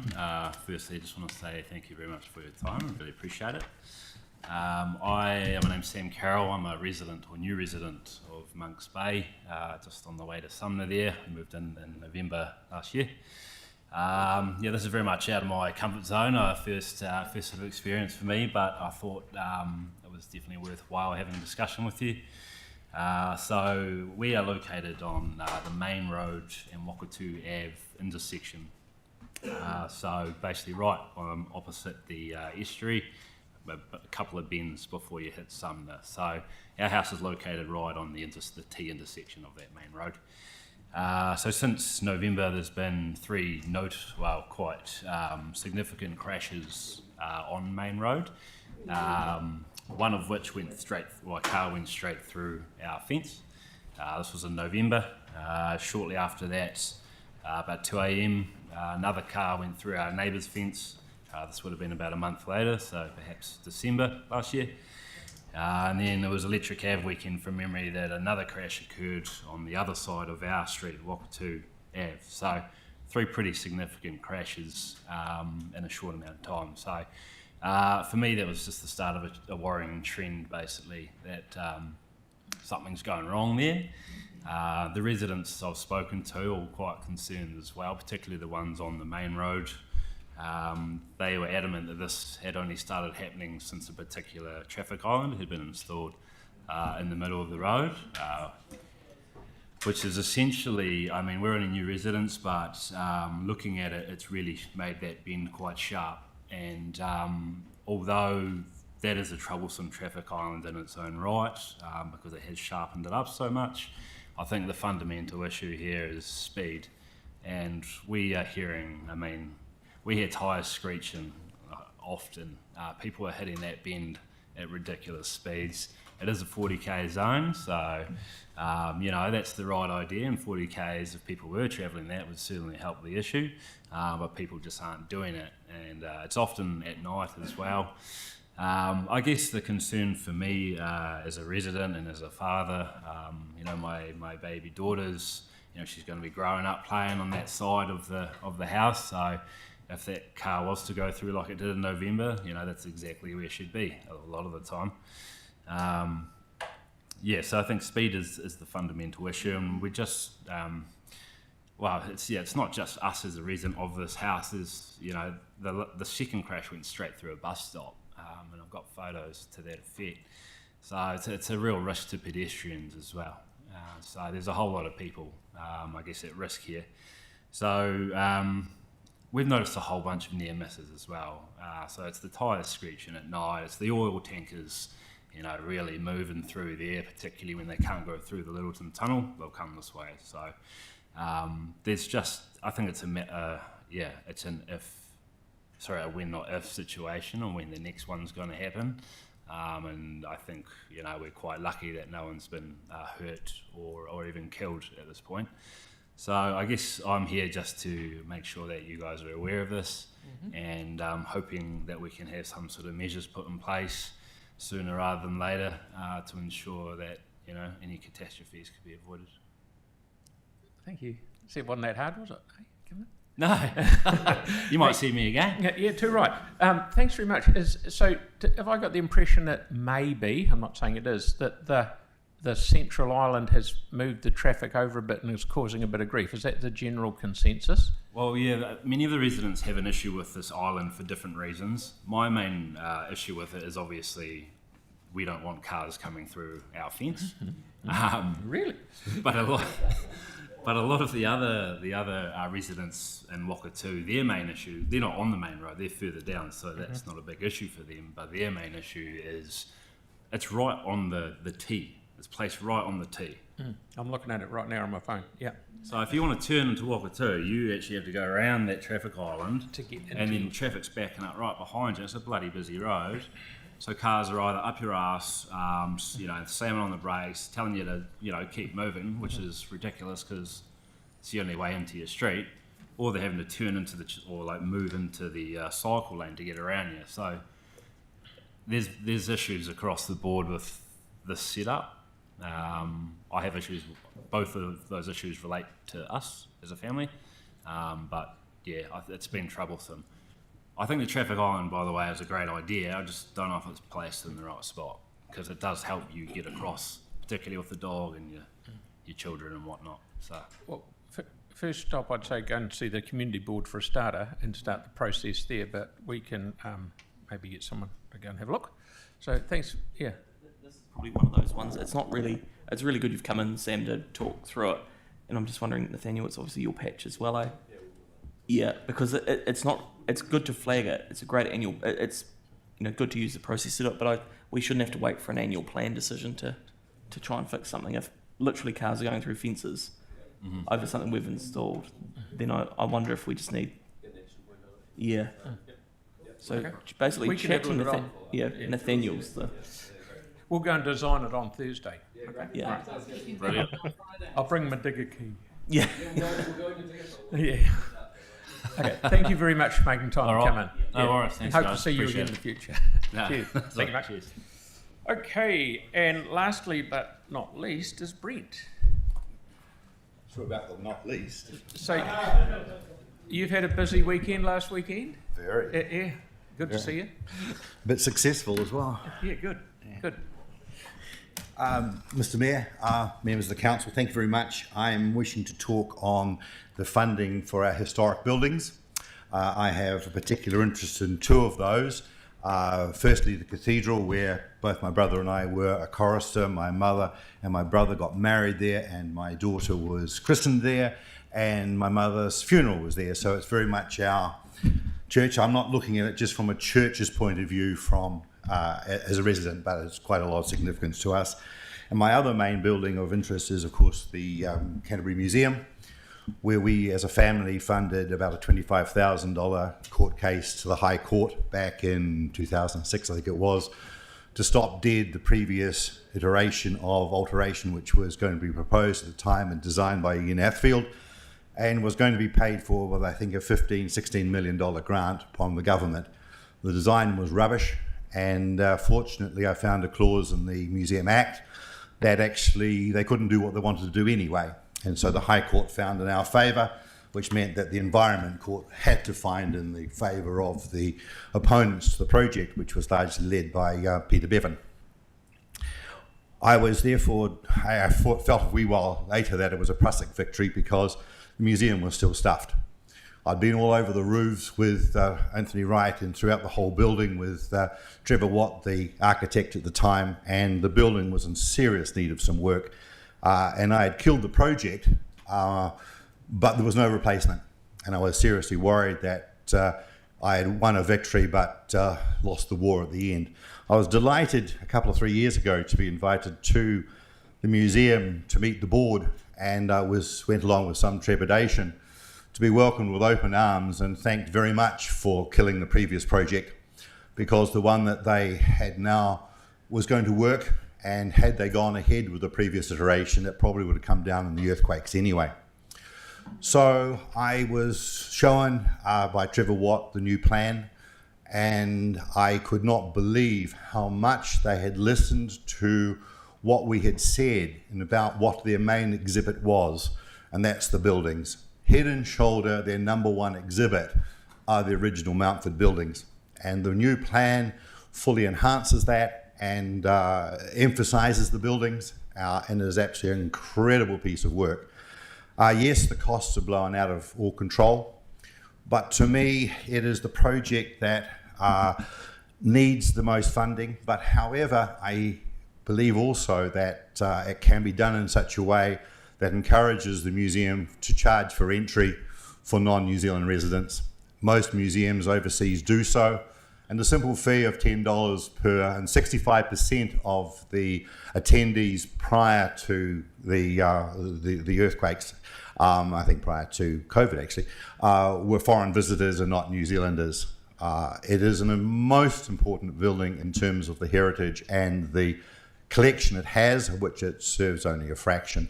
I know the costs have got incredibly high because of their basement, but we can't have a museum having so many of its exhibits stored in a warehouse somewhere rather than underneath the building itself where they can archive and get to reasonably easily. So there was three major costs I saw on the project, not only the revamp of the above ground in terms of the prioritising of the Mountford buildings, and really redoing all that shambles of an area, which was the Centennial Block, which was put in, which was a shambles. But also the new basement, which, as I said before, is essential. And of course, with the council's permission, the integrating of the Robert McDougall, which of course was sitting out there, poor little thing on its own once you moved to the art gallery, which at the time, again, you may find on the board there that our family gave generously to the building of the new art gallery. But I really believe that what the museum is doing in terms of the total integration of the new project, plus the integration of and the strengthening of the Robert McDougall, I know a lot of that came from the council, I know a lot of it came from insurance. I'm not totally privy to all the finances of what's going on. I'm just here to fully support the museum project. It's dear to me to get it finished. And secondly, and in the priority of the four projects you're looking at, a close second is the cathedral. I'm sure you all read Te Mari Tau's excellent article. I wouldn't go quite as far as that. My concern with the cathedral is, in point of fact, it's not owned by the people. And you have to be very careful how much money you need to throw into it to a church that is incredibly wealthy, and it's their building. However, I am fully aware of the fact that so long as they don't do anything, and I was appalled that they sat around for 10 years and doing nothing. I know you want to clean up the front of the cathedral, the west wing of it, and probably the south side. I believe that funding should be available to the cathedral in certain limited terms. I believe that we must get the nave open so it allows you to clean up the front of the square, get it open as a church for the nave. I think the tower and having the bells ringing on the whatever it is, 150th anniversary is a vanity project. I believe that the tower can be left off the funding of this project. We must get the nave open, so we must be able to open up that space up to the west wing. They can build the tower as they raise funds in the future, and they no doubt will. And they can have that building site conveniently tucked around the corner where the visitor centre used to be, and the cenotaph, of course. They can use that, and that won't allow you to cause any great degree of messing up of the square, but we must fix the square. And basically the shortcoming is we must get the cathedral open, at least the nave part of it. So that's my thing. I would seriously be asking them to go back to say, we might help you, but here's the limit to what we think you should be doing at the moment. Limit your bite. It took 30 odd years to build the Richard building to start with. So a few more years isn't going to terribly much worry us, but get the nave open so we can fix the square up. And that's limited funding. I've been in the cathedral a couple of times. The work they've already done to date is stonkingly good and doesn't require one heck of a lot more to open the nave. And just say to them, well, the tower is your vanity project in the future. We're going to fund to this level on the condition that you put your time and effort into getting the nave open so we can get the square fixed. That's my thoughts. So I know I've only got 5 minutes. I've probably said 6 already. So No, absolutely excellent, mate, and very clear and very concise and pragmatic. Yeah, so very good. Well done. Thank you. Any questions? No, I think you've hit the nail on the head. And a large number of the people that have come in and talked along the same lines as what you have, not necessarily about the tower, but just getting it finished so that we can get our square back. I have a serious problem that we don't own the building. And until they were turned into a church for the whole community, then I have a serious problem. They're a moneyed organisation. They have the ways of raising funds. Just because they weren't insured enough is not our problem. But at the moment, they're holding up the square dramatically. And I believe it's the Richmond, open the nave and forget the tower. That's probably X number of millions that they can fund to do later on and get the bells ringing. That's a different story altogether. But once you get the nave open, and people will be able to go in and use it, and you can finish the square. Thank you so much for coming in. You're welcome. When's the next rally? Well, the car's gone to retirement. I'm looking for a museum to put it in. Boy, have we got the deal for you. It won its first rally. It won its first rally down at Otago 30 years ago, and it won its last one and won 9 in between. So it's time we retired it, I think. Well done. Thanks very much. Thanks Thank for you. coming in. Good to see you. Cheers. Okay. The question? Okay, cool. Thank you. Cheers. Peter Ryan, is he? He's hiding in the corner. I can see it. Righto. Now welcome Peter Ryan to the table, who will provide an update on the next steps of our annual plan process. This is actually pretty straightforward, only take a minute or so. Just to give you a bridge to what happens next, those of you who've been here for a while will recognise the familiar pattern here. We do the officer responses to the submissions. Amy Martin does a lovely thematic analysis which brings together all of the submissions and hearings and the themes that are in there. She'll get that to you for the 1st of May, but that is potentially a day or two either way, but hopefully a little bit earlier. On the 5th, we have the first of 3 workshops. We landed the last annual plan in 3 workshops. Basically, the pattern is financial update in case anything has moved since we started the consultation, and it may be that there are some geopolitical inflationary pressures to keep an eye on there. What you heard from consultation, the big themes, and to invite you to raise any proposed changes or requests for advice. So basically, we get the thematic analysis to you about a week out, about one working week before the 5th. On the 5th, we give you the financial update and say, what else would you like to do? That gives us 2 more workshops to come back to you with advice and for you to deliberate on that advice and then to land a final set of guidance on the annual plan. And that's about it. There's a gap between the 21st of May and the 23rd of June adoption, but in there is clearing the reports and audit and risk as well. So that is a necessary window. Okay, I've got a question from Vic and then one from Yanni, please. Thank you, Peter. Can I just get some clarity on that 1 May date where the thematic analysis of submissions will be available? Is that intended to be a presentation and a workshop, or is it just that it'll be available for us to read? My understanding is that it's sent around to you as a summary to read at that point, and that the discussion is the 5th. Thank you. Yanni. Yeah, 2 quick questions from me. One is, are we going to get any updates sooner on the financial situation with the global events? I'm just increasingly concerned that, things are changing on a day-to-day basis. That's the 5th. So nothing sooner than that? Well, there is the finance report, which is for F&P, and I think it's the next item to be discussed at agenda setting in 2 minutes. Okay, great. And then the second question is, in regards to, I just see Auckland's done their city deal. We've heard from the business, Canterbury, around the whole Christchurch ambition, Canterbury ambition. Is there a date for when we actually get some decisions around what's happening there? Because, it just seems there's some relevance to funding. I don't know the answer to that, but I think Mary just might have hinted at something, no? No, I just said it's not relevant to the discussion today. Yeah, thank you, Mary. Okay, Nathaniel, please. Just to make sure I got it right, so on 12th of May, that would be when, so one thing specifically, like say the land disposal list, that's when we'd get the officers saying, this is staying on, that's going off, that's our advice. That's 12th of May, right?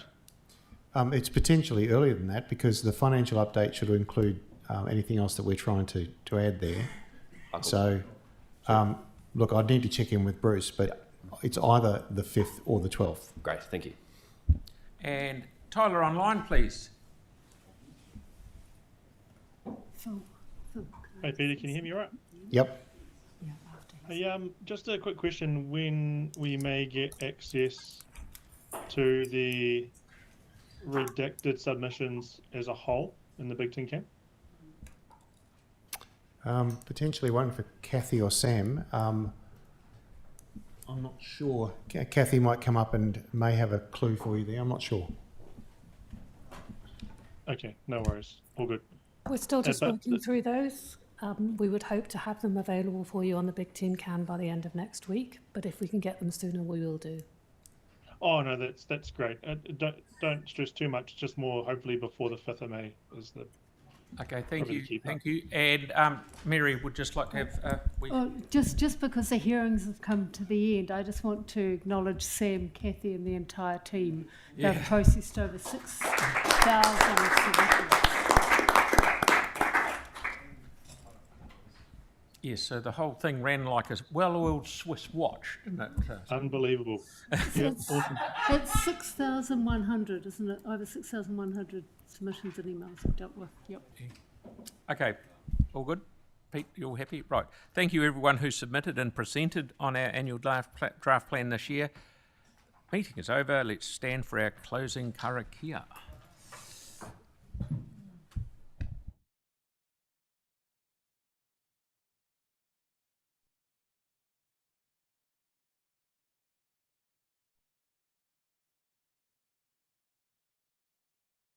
I will now close the